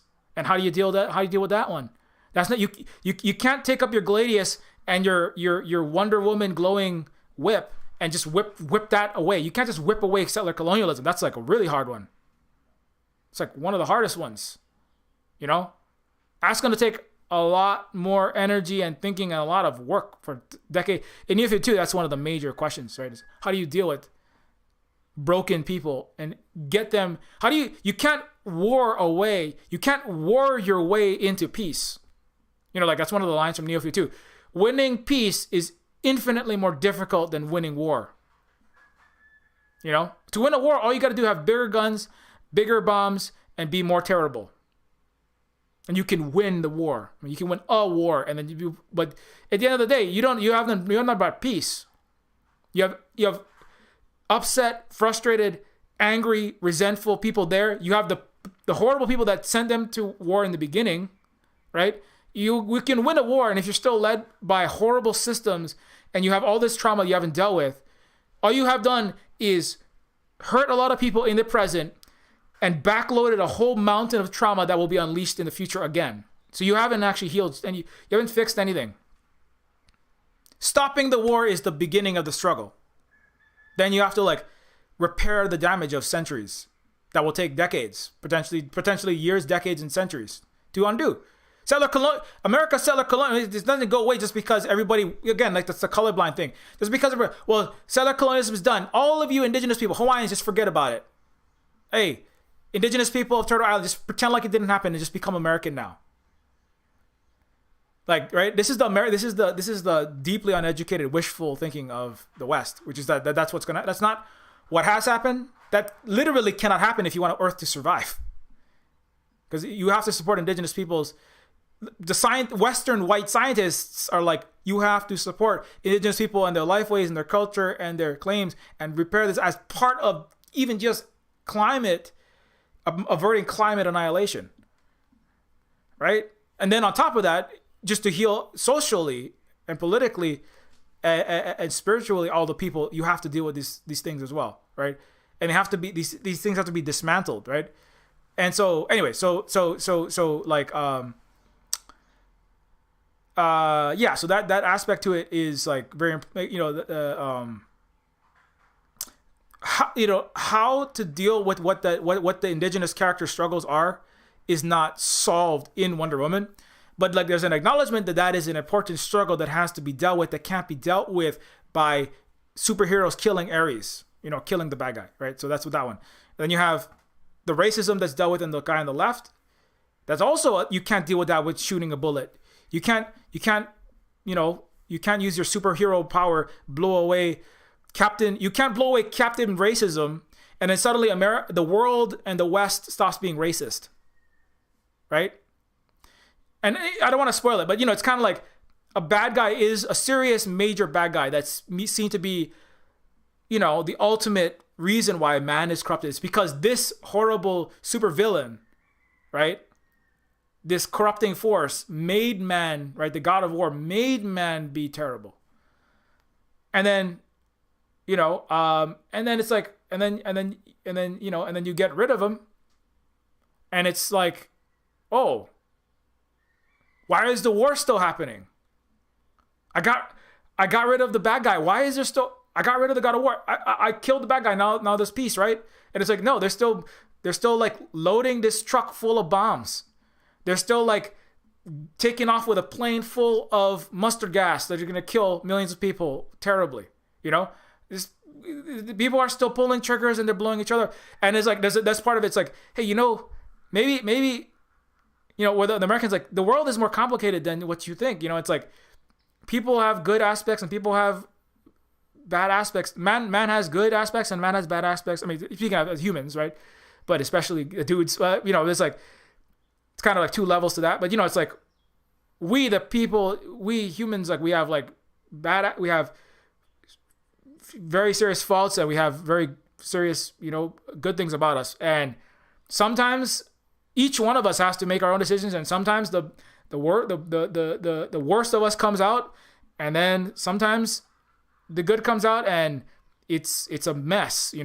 It's not like some external force came out, a evil god or supervillain, and just made us all do bad stuff. We've just been kind of doing this forever, And it's also very important. When I talk about racism and Europe and Rome and Greece and the history of feudalism, colonialism, capitalism, Greek oligarchy and broken hierarchical unhealed systems and all this kind of stuff that I'm always talking about, it's not because those people are just bad that came from that place, right? It's the systems, the life.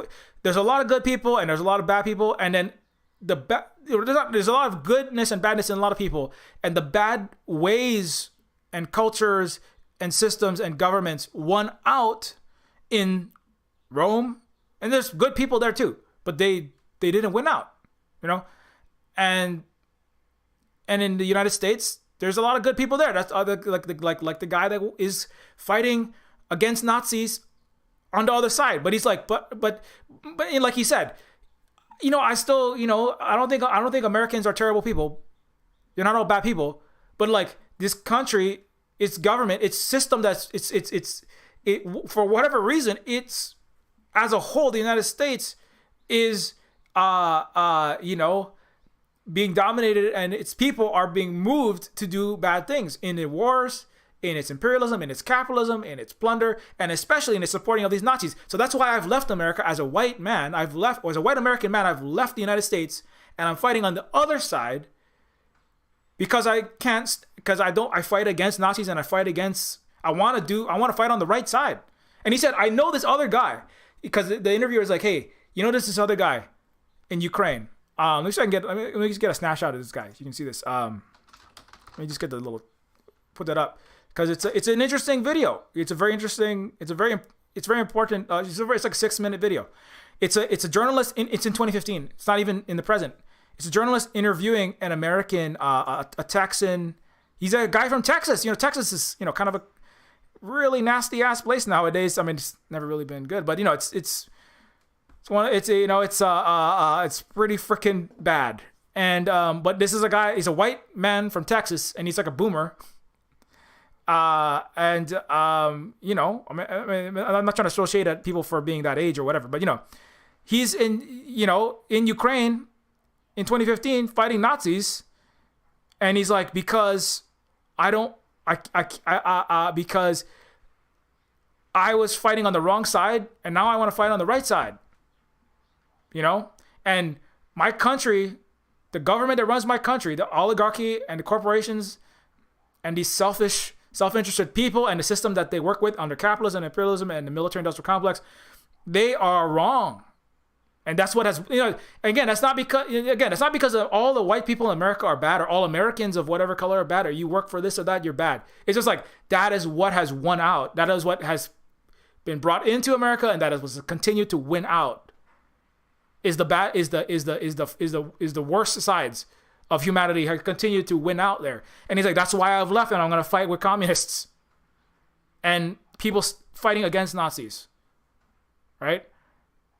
Because my own, and so similarly, when we talk about Rome and Greece and Britain and this history of that, not, again and again and again, like at every moment, all these people have the choices. Now, to undo all of that is very difficult. It takes a whole lot of fucking work to undo an entire system of racialized capitalism, right? Of imperialism. I've been trying for centuries, right? In the West, haven't been able to do it. Doesn't mean it's impossible. It just means it's super hard. And some people choose to leave the West and fight against it. Some people choose to leave the United States and fight even their own. So in the Korean War, Americans left the South Korean, right-wing U.S. supported side because they realized they were on the wrong side. That were killing innocent people, that were trying to stop people from living equal. It's called communism, it's like, and they went to the North. The word brainwash, xinao, is actually a Chinese word that means brain healing, right? It means rejuvenation. It means getting educated. That's what it actually means. And the Americans call it brain. They said the Asians have a super psionic or chemical or biological or some kind of mysterious quantum weapon that quantum entangles American capitalist liberal white brains and turns them into communists, because the US couldn't explain why so many American soldiers were going to the North Korean side. But it's the same reason why this guy is. It's because, like, oh my God, I'm fighting on the wrong side. I'm killing innocent people that don't deserve it. And I want to be on the right side. Now, that's a decision individually he's made. I'm going to go fight on the right side. I mean, I can't go, but that means he said, if I ever go back to the US, I'm going to be put in prison. I'm going to be called a terrorist, and he's, Jesse Ventura, he's like, he had to leave the United States because he had his show, on MSNBC in the early 90s. Geraldo was cut offline because they were against the wars. All these horrible, illegal, genocidal wars of aggression, highest crime against humanity. Jesse Ventura left the United States. Geraldo, I'll kick off the air. Lots of people. A lot of the veterans that I know that were fought in the Vietnam War, Walter Riddy, a Native Hawaiian veteran, fought in the Vietnam War and then came back and stood against the U.S. Empire and put his body on the line to stop America bombing our Native Hawaiian island of Kaho'olawe, and succeeded. Because that's what he saw as that's what he had to do. As somebody who was raised to be an American under the American banning of Hawaiian language and culture and cultural genocide of our people, and then brainwashing us Hawaiians to be Americans is what I was when I went to American school. Patriotic American education, but Uncle Walter said, "I'm gonna like this American guy." He said, "I'm gonna do whatever I can to stop the U.S. Empire from destroying us, our culture, and hurting other people in other places, and using Hawaii as a platform for world empire, which is what Hawaii is today, particularly against U.S. number one enemy, China, as the nexus of the Indo-Asia Pacific Command." So, anyway, so where am I going with that? So it's kind of like, to kind of tie what this title of this, it's not 124, I should get off soon. Wonder Woman and Stopping War in Europe. Yeah, it shows that because of its resonance with the current moment that we're in, where there is a terrible war in Europe happening again. Like in World War I, right? Like in World War II, right? There had been, I wouldn't say there's peace, because Yugoslavia, Czechoslovakia, there has been violence, and then there has been bombing and fighting with U.S. and NATO backing a lot of it, of course, in the last 40 years. But there hasn't been a serious major breakout of war, certainly not a world war centered in Europe in almost a century, right? But this is a time in which war in Europe is arising again. You see it in Ukraine, you see it in the continued belligerence and this unhinged, and even some of the could possibly even worse, is sending of hypersonic nuclear-enabled missiles to Poland and states and 100 miles off the border of Russia that have a 5-minute flight time to Moscow. Even a non-nuclear, a decapitational strike to Moscow could mean, that means for Moscow, well, based on my understanding, I'm not a professional, international, nuclear war, Dr. Strangelove, a strategist in the fucking Pentagon war room or a Moscow war room. But, what it means is that if they allow those missiles to get placed in border countries of Russia, like, I forget exactly which one, Estonia, Lithuania, you have Poland, even certain weapons in Germany, certainly in Ukraine, huge border with Russia. If the weapons are placed in Russia that have a 5-minute flight time to Moscow, any decapitating strike, nuclear strike, the Russian doctrine is respond with everything they have, that's the end of the world. Decapitating strike of leadership is also launch everything we have. That's also the end of the world. So if you put a 5-minute flight time hypersonic missile in a country bordering Russia, which the US, Germany is going along with, and the EU and NATO is going along with. If there is any accident, and look at how many accidents, Elon Musk can barely launch a rocket without having an accident every other fucking day. His cars are broken as shit, and he is the US empire's poster boy. Everything that he touches gets directly involved with the US government, military industrial complex. All of this. The reason why Tesla has the market cap of 20 other car companies, despite producing 500,000, 1 million broken cars with no brakes and malfunctioning AI and software inside of it, is because he is literally the face of the United States imperialist empire. That's what he actually is. And he pretends like he is. AOC is giving him cover by pretending to attack him. This is footsie. He's doing a bad job of, he should actually pretend like he's really deeply hurt. That's AOC's job, is to make it seem like America is justified. She's the new Obama. She's doing a really good job of prolonging America's empire. So that's really fucking terrible of her. But anyways, if these missiles get placed there, if there is a mistake, the F-35s are all crashing into the sea. They're all broken. The military says, oh yeah, we've spent billions of dollars making broken planes, right? The Boeing 737 MAX grounded, $40 billion plus. down the drain in Boeing stock, taking a nosedive faster than one of its garbage planes that are like duct tape RC car motors on the side of an aluminum can. You send broken missiles and missile systems with 5-minute flight times to Moscow in Eastern Europe. You're basically guaranteeing nuclear annihilation for the human race. So, I mean, this is directly pertinent. I mean, in this movie, they say these new weapons, these chemical weapons, mustard gas, right? These new weapons are so destructive, this could mean the end of the world. That really, you hadn't even, it's like, no, you don't even know what you're talking about. You haven't touched nuclear weapons yet. That was World War II. This was World War I in Wonder Woman. And then World War II, at the end, then you really have the end of the world with nuclear weapons, right? With the greatest ultimate violence. Ares ultimately winning that one by wiping out all of humanity.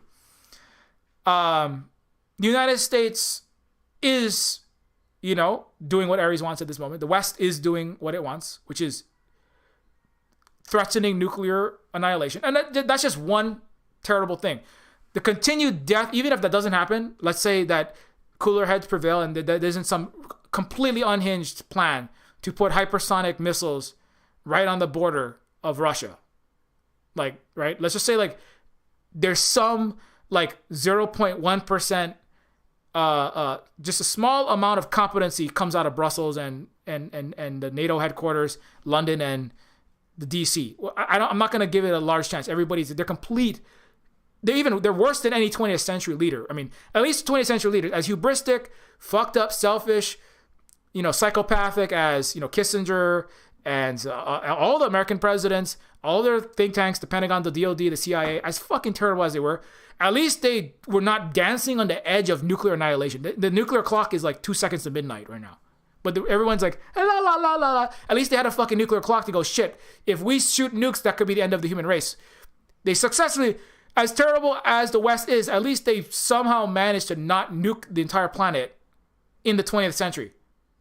But what the current leadership of the Western, they've fallen down the hill. It's really, it was always terrible, but now it's really gotten bad. They're dancing on the head of nuclear annihilation.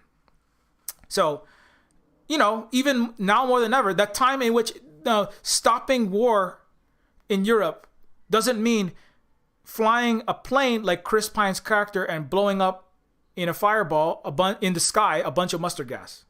It's not exactly what it means, right? But that's kind of a metaphor for like, I meant to say, and everybody has to go get themselves killed. No, I mean like, but everybody in this moment has to do whatever they can. That's why I do all these anti-Asia Pacific imperialism, stop Asia Pacific imperialism panels. So I try to let's stop this imperialism, let's stop this war. That's why I do all the things that we do at Silver Spokooey and to try to educate people so that because I can't go into the Pentagon and stop people from putting nukes on the border. I can't go into, we don't have the capacity to do those things, but we have to do whatever we can do to stop war in Europe. That could actually, right? Unlike the mustard gas, I mean, that would be terrible. They just kept using mustard gas all over the place, right? That's chemical weapons. America loves using chemical weapons, like in East Asia, and biological weapons, like malarial mosquitoes on the Koreans. So the U.S., if anybody is willing to use nuclear weapons and kill everyone on Earth, it's America. The worst of the ultimate culmination of the failed Roman project, the Roman, British, Anglo-Saxon project. If anything is going to stop that, right? If anything is going to stop Ares from winning, it's going to be all of the regular people from all over the place, or whether they're a white dude with blonde hair and blue eyes from the U.S. in the U.S. military, going, oh, fuck this, I'm not going to work for this anymore. I'm going to go try to stop this war, like Mike Preisner in Empire Files. Former Iraq soldier, now trying to do everything he can to stop war, trying to stop the U.S. military poisoning our water at Red Hill, and also stop Red Hill's Pearl Harbor and the military bases from existing, because those also threaten the world, right? Whether that's the non-white person just trying to survive America, right? On the left, and like trying to stop racism trying to deal with this racist project, and also trying to stop this war and speaking out against it as a part of a system of interlocking horrors of racism, capitalism, colonialism, imperialism that begets a lot of these wars. Whether that's the indigenous person trying to stand for his own rights on the right of Wonder Woman's and do the right thing, and also trying to like let everybody know, hey, I'm still here, and to deal with these problems we have to deal with settler colonialism. America, I'm sorry, but that's still a problem. And also the colonialism and settler colonialism hurts you as well, because look at how America's treating you.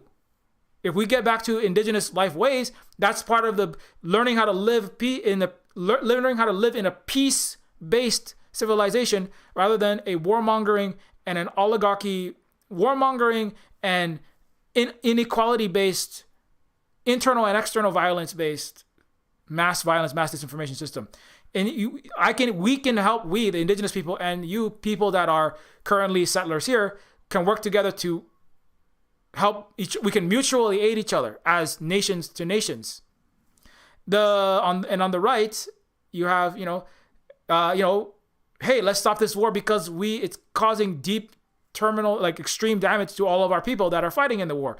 And also, maybe doing mass amounts of violence isn't the only thing we have to, maybe that's not the only thing that matters. And maybe we need to think about all the things that people are doing, like all the care work and music and singing and enjoying your life, and the importance of doing that as part of getting out from doing violence as your whole life, and getting off on violence. Because war is an addiction, and that's part of the Hurt Locker. Also a movie directed by a woman about the war in Iraq this time, but starring Jeremy, what the fuck is his name? Jeremy Renner. Yeah. Filmed by James Cameron's wife. Anyways, Catherine Bigelow. Am I getting that right? Anyways, so the point is that and then of course Wonder Woman is herself trying to stop Ares, but is learning, it's not just about killing one bad guy. It's about there's much more to this. It's she's kind of the most not naive. Well, she is not. Well, she's naive about the human or the man world. She's from a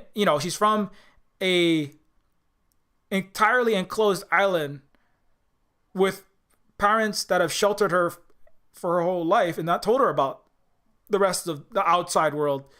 And so she doesn't understand about that world, right? And so that's about her kind of coming to the truth of what this violent system and these structures are. And they're more complicated and they're not simple, and what we have to do exactly is not always so easily said in a single sentence. This is the bad guy, kill him, and then we'll bring peace to the world, right? And the importance of that is because if Americans go, oh, Saddam, that's a bad guy, we've got to kill him. Look, Naira is a crying 14-year-old woman. Look at all these incubator babies. They're killing innocent 300 babies. They're throwing babies out of incubators. There's forced labor in Xinjiang. Oh my God, the Uyghurs are all being killed. We have to go fight China. Oh my God, they're all of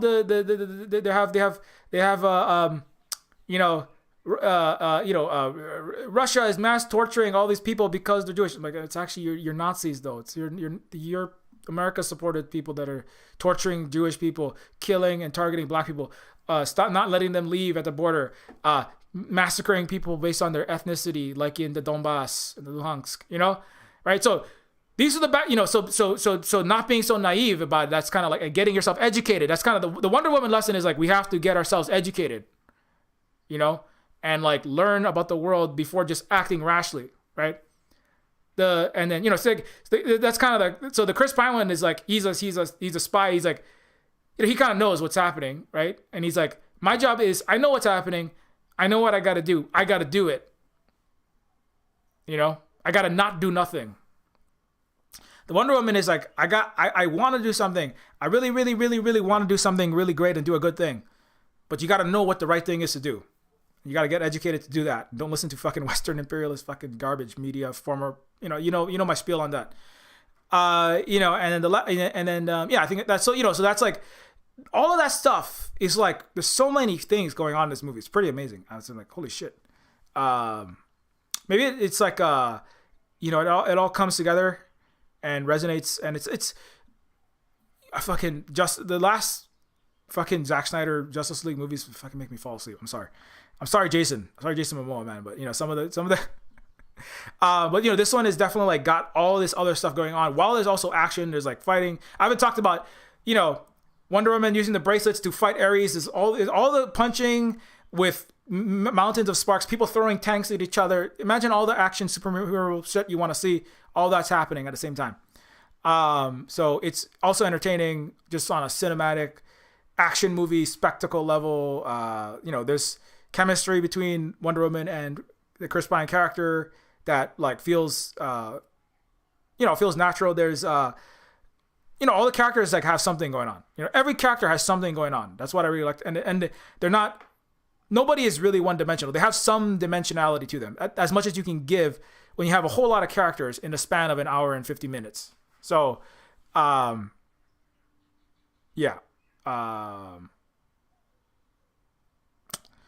Anyways, I feel like I might have said all the things I want to say. So, anyways, watch the Luna Oi Badass Vietnamese Women video for the actual Wonder Women of the world. I can't remember. There's a video. Holly might have the access to it. It's a video about the great queens of Africa, and one of them were the queen mothers, the Kendake, who were women who were like real world Amazons. They were generals that fought on the front line of their African civilizations, and risked their own lives whenever a war started, and chose to continue fighting on the front lines to defend Africa, even when the men said no. So this is like the Kendake were real world Amazons. If anything, a lot of when you come out of this, when they unwhitewash a lot of this history, you might find out like a lot of the Amazons were actually like black women or African women, and probably some combination of them. I'm not somebody who has studied all the history close enough to get all the receipts. But I mean, from like what I'm learning about the history and reading, I also read Black Athena as well. And then play Dark Athena. That's not Dark Athena. Don't watch 300. Terrible fucking movie. Fucking Zach. You know what? One thing I'll say. In 300. See, like Wonder Woman fighting on the beach. There are some similarities to Wonder Woman and 300. One of them is there's slow. There is slow motion. There's slow motion fighting in an antiquity era. Well, specifically, no, even more specific than that.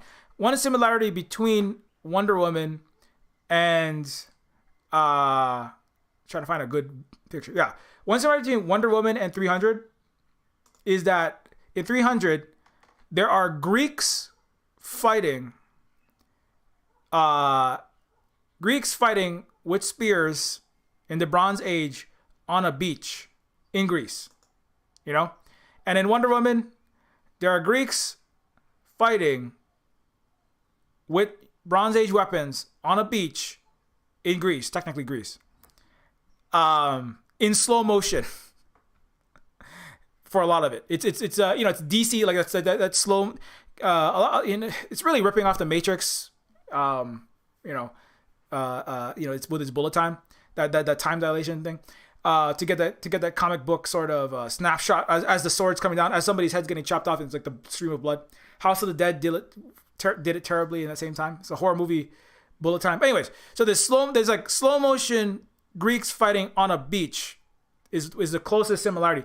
Everything else about 300 and Wonder Woman is like the complete opposite.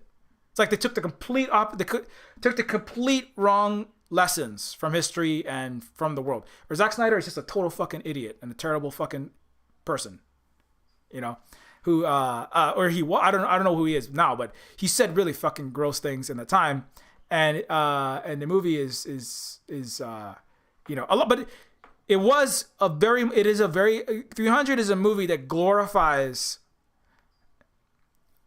I have an entire thread about 300. So there's a thing to be said. If you just look at Wonder Woman versus 300, it's like right-wing, Western, fascist, eugenicist 300 versus like, kind of crypto, communist, feminist, anti-imperialist, anti-war, indigenous supporting Wonder Woman. But like with the main character is still a Greek person, Wonder Woman, and then it's and then it's the Spartans in 300, but the complete opposite points and thrusts and ideologies being pushed, and so, yeah, I don't know. I just had to, I don't know where I'm going with that thought. It just popped into my head. The slow motion is back. Yeah. Also, what's up, Big Teal? I don't look at the YouTube chat, but I will look at it if we see Big Teal. Yeah, so it's like, and the important thing about that is that, like,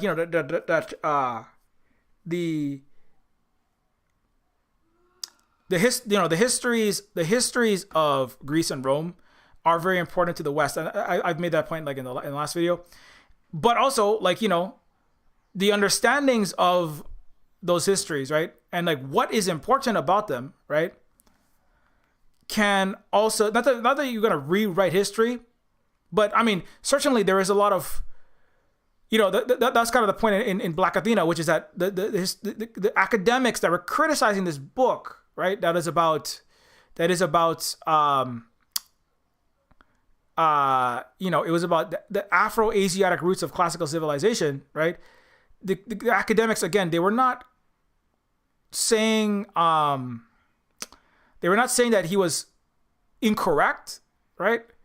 But they accused, a lot of the accusations were based on pursuing political motives, and enlisting Bronze Age Greece in an academic war against Western civilization, right?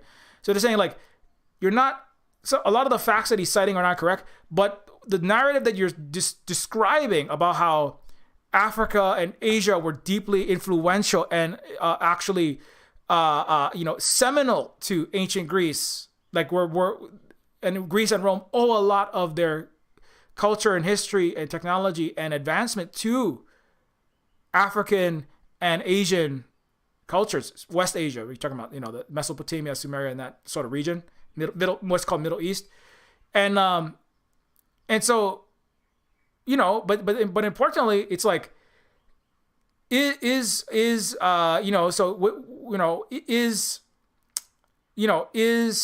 the, I don't think that it's baked into the wool. It's not baked into the cake necessarily that the lessons from Greece and from Rome have to produce a Eurocentric, colonialist, kind of really nasty, because let's be real, I mean, this is a lot what inspired Jefferson, right? Like I said, he harkened back to the Greeks. This is a lot of the Enlightenment era that in the colonial thinking came out of this, as I said last time, breaking off and severing Africa and Asia from Europe. And the Europeans, still, the war in Ukraine is about also, right? A lot of big part of that is going, Russia is not European. They're not saying it out loud, but sometimes some people are. They're savage. They're Asiatic. The Russians are Asiatic. They don't respect life. They don't have liberal, advanced countries like ours. Russians are different. They are just like categorically different. They're other, So the othering of Russia, the othering of Africa, the othering of Asia, and historically, like siloing Europe off into its own little bubble, right, has been part of the entire colonial horror of the, this entire thing, everything we're talking about. Capitalism even in itself as a part of that system, right, based on racialized capitalism, the racism of the United States and the Western world, right, and the hierarchy of races. Part of that is this it's not a political motive that is against Western civilization. It's really about correcting the Western political motive of global plunder and enslavement and imperialism. It's really about undoing incorrect history, or not incorrect, but like it's about undoing a lot of it is incorrect. So let's be clear. And the lies about Africa and the lies about the United States, the lies about Hawaii, I can tell you as a native Hawaiian, they've lied a whole shit ton about it, and burying of our history, right? So it's about undoing the political motives of capitalism, colonialism, and plunder, genocide, and slavery. That's what this book and stories like it are about, And it can be undone if you actually understand and recontextualize, and then in fiction and nonfiction, start telling these truths, right? Not to say that, not to like, oh, because this is the historian academic version. The attacks on this book are the historian academic version of black people in the United States just want white genocide, which is a lie. It's not what the African people, black people in the United States or in Africa want. They just want to stop the inequality and the racism, right? Hawaiian indigenous people, they're just going to build an ethno state and remove all the white people and, make us all their slaves. Indigenous people and black people are going to get together. They're going to make us slaves. They're going to kick us off their land, and they're going to charge us exorbitant rent. Like, no, we don't want that. We just want to undo the oppression and then be equals. That's all. We don't want. We don't want to reverse the inequality and put us on top of an unjust system. We want to have a just system. And this is the academic version is going, you trying to tell the unjust, if you want to take history and tell the truth about Africa, Asia, and Europe's predecessors that come from Africa and Asia, you just want to put Africa and Asia on top of Europe, and you want Africa and Asia to crush Europe historically. Like, no, we just want to tell the truth about the interconnectedness. And a lot of the book, I've been reading it deals with historians, part of the tactic is, unless you have absolute concrete proof of something, we're not going to accept anything about it. So it's kind of like, we don't have absolute concrete physical evidence that this ancient African civilization had ties to this place in Greece, because there's not like but it's kind of like, well, but look at all of this, look at this history. And part of it is, the strategy is you smash the noses, you burn a lot of that history, and then, we don't have any absolute conclusive evidence. Native Hawaiians didn't do this. Indigenous people didn't have cities. Africans had no civilizations, or Egyptians, who knows where they came from? We don't have absolute proof that they were black. So we'll just smash all the noses off of their giant black statues and then say that they were white. Andromeda was white. We don't have absolute inconclusive evidence, despite Greek poets going, it was how great for the white dove and the black bird to come together. Speaking of Greek Theseus, and Andromeda. Well, we don't have a photograph of Andromeda, so we don't know that this great Greek figure in their literal constellations, Andromeda, King Cepheus, and Cassiopeia, all Ethiopians, all Africans. We don't have conclusive proof that they were black. We don't have a photograph of Andromeda, so she must be white. Right? That's why Andromeda is always drawn as white. And it's like, you just want to make all the figures of history black. No, we don't want black and Asian dominated history. We just want like just history, and not racist history that makes racist present and future.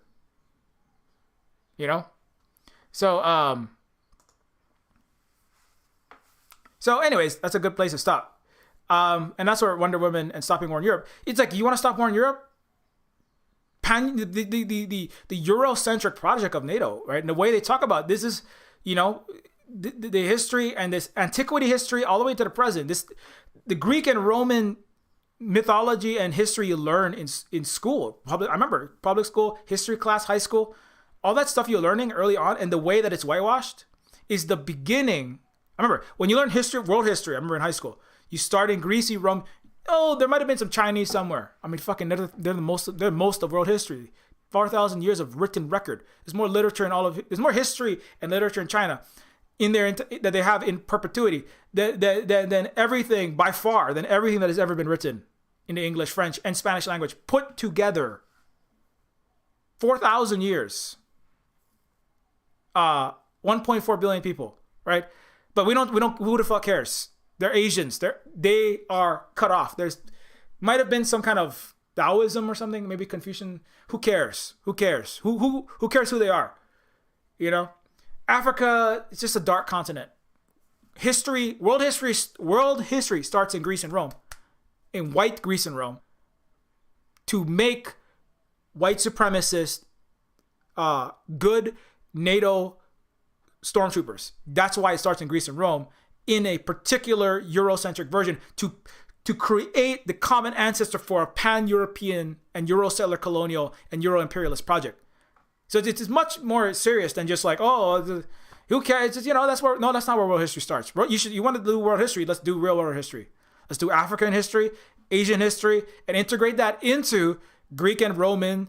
Like chapters 8 of a 10-chapter book about world history should have Greece and Rome. And then you might have less racist fucking people talking about how only savage countries like African countries commit war crimes. NATO never commits war crimes. Europeans are not... You won't have people thinking in such racist ways in Europe to this day, and also in the US and in Canada, if people had actual, a better understanding of their ancestors that came through from Africa and from Asia, both literally in genealogical and biological terms, but also in terms of culture, in technology, in civilization, in literature, in writing, in every domain. If they actually understood those connections, maybe the children that grow up in 2050 will see the world in a more equal place instead of what is happening right now, which is bringing about war in Europe based on this ethnic cleansing and Euro supremacy narratives they're wrecking Europe as we speak. France, Germany, America is having a field day with this because the U.S. imperialists are making all the money as Europe goes dark and is torn by war again, based on their own self Euro aggrandizement and their own complicity in this fucked up system, right? So the history is super important. Anyways, that's a good place to end. Now, don't forget, everything that we do here is about stopping war in Europe. No, everything that we do here is, I really do hope that people stop dying and suffering and killing each other and sanctioning each other, causing suffering, death, starvation, lack of energy and jobs and economics in Europe. I really hope that stops, to be clear. It's not a laughing matter. But Neofeud is a dystopic cyberpunk adventure game in the blade of Blade Runner. It is a game that you can find on Steam and on itch, and it is a game that it's not on sale, but maybe wishlist it. It is a dystopic cyberpunk adventure game that is anti-capitalist, anti-imperialist, anti-racist, and it is a game that is like Disco Elysium with more cyberpunk characteristics, like Detroit Become Human, but not made by some white guy at a giant AAA game company. It is a worker co-op, small. It's basically a solo dev on most of the game. And it's also from a native wine, indigenous left perspective. If you have a second to leave even a very short review, it is massively appreciated because it does increase the likelihood that the game will be discovered when people are browsing on itch and on Steam. When they're browsing on Steam.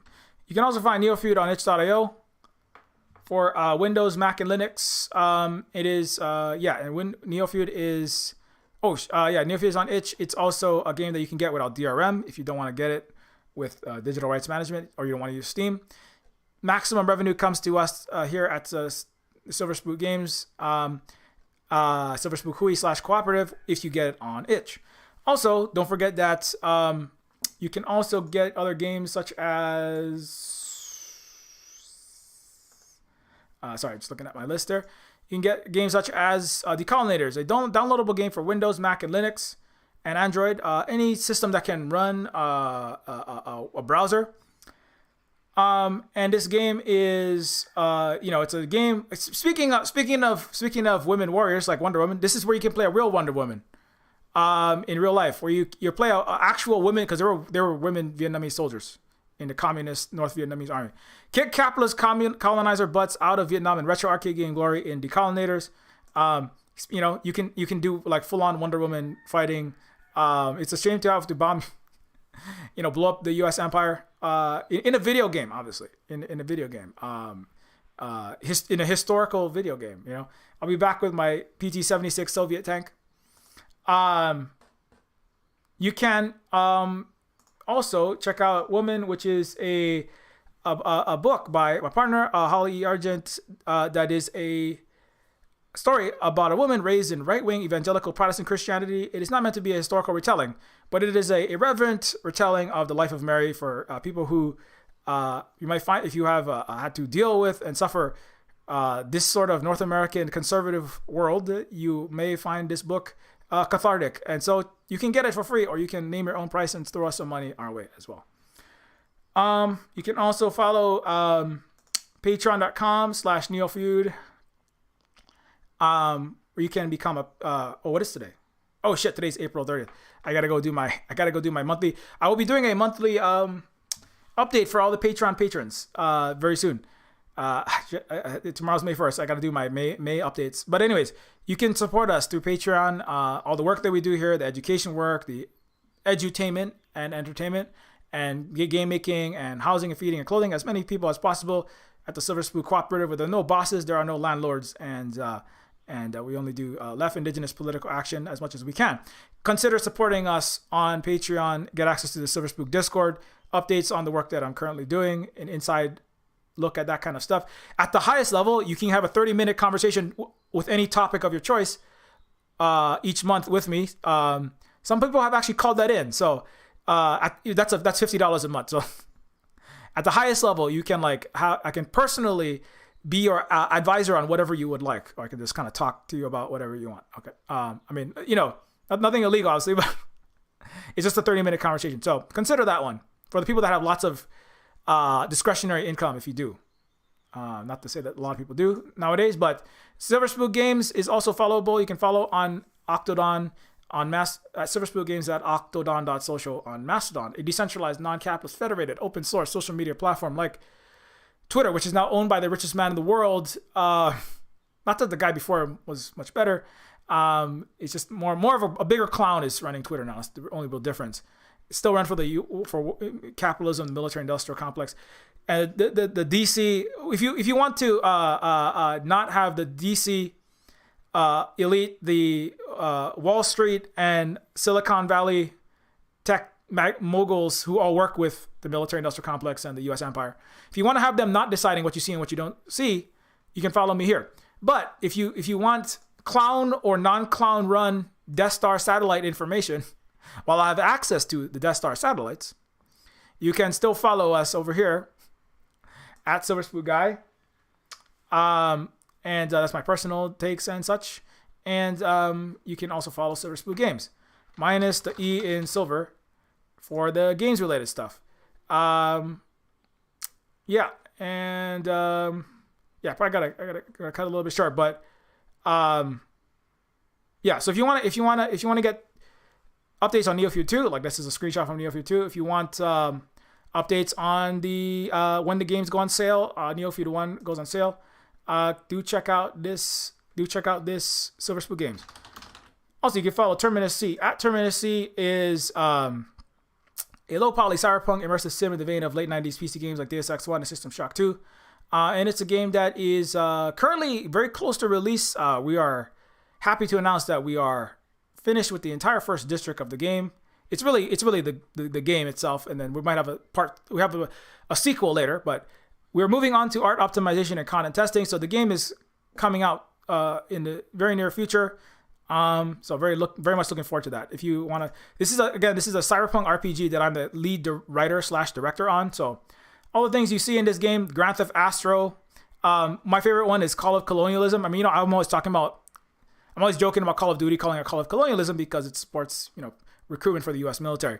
And so there's an actual game, Call of Colonialism, that I wrote into this world that every time I see it, that makes me happy. Anyways, so do follow. Yeah, it's follow Terminus C. And then, thank you so much to all these Patreon. Whoa. Sorry, my thing's a little slow. Thank you so much to all of the supporters and patrons. Yeah, everybody's like, you gotta get off. I'm like, yeah, I gotta get off. Thanks, James Wheaton, Mixzilla, Mr. Brew. Okay, I'm sorry. I'm not going to say all these. Big Teal, who is here. Thank you so much as well. Thanks, everybody on the list. It is greatly appreciated. We will be back in the evening at 9 Pacific time, hanging out and see what else we do. But until next time, keep your women's wonderful. Stop war in Europe. It's no wars in Europe, please. And no Nazis either. No militarization and NATO aggression, please. Also that. And have a good one.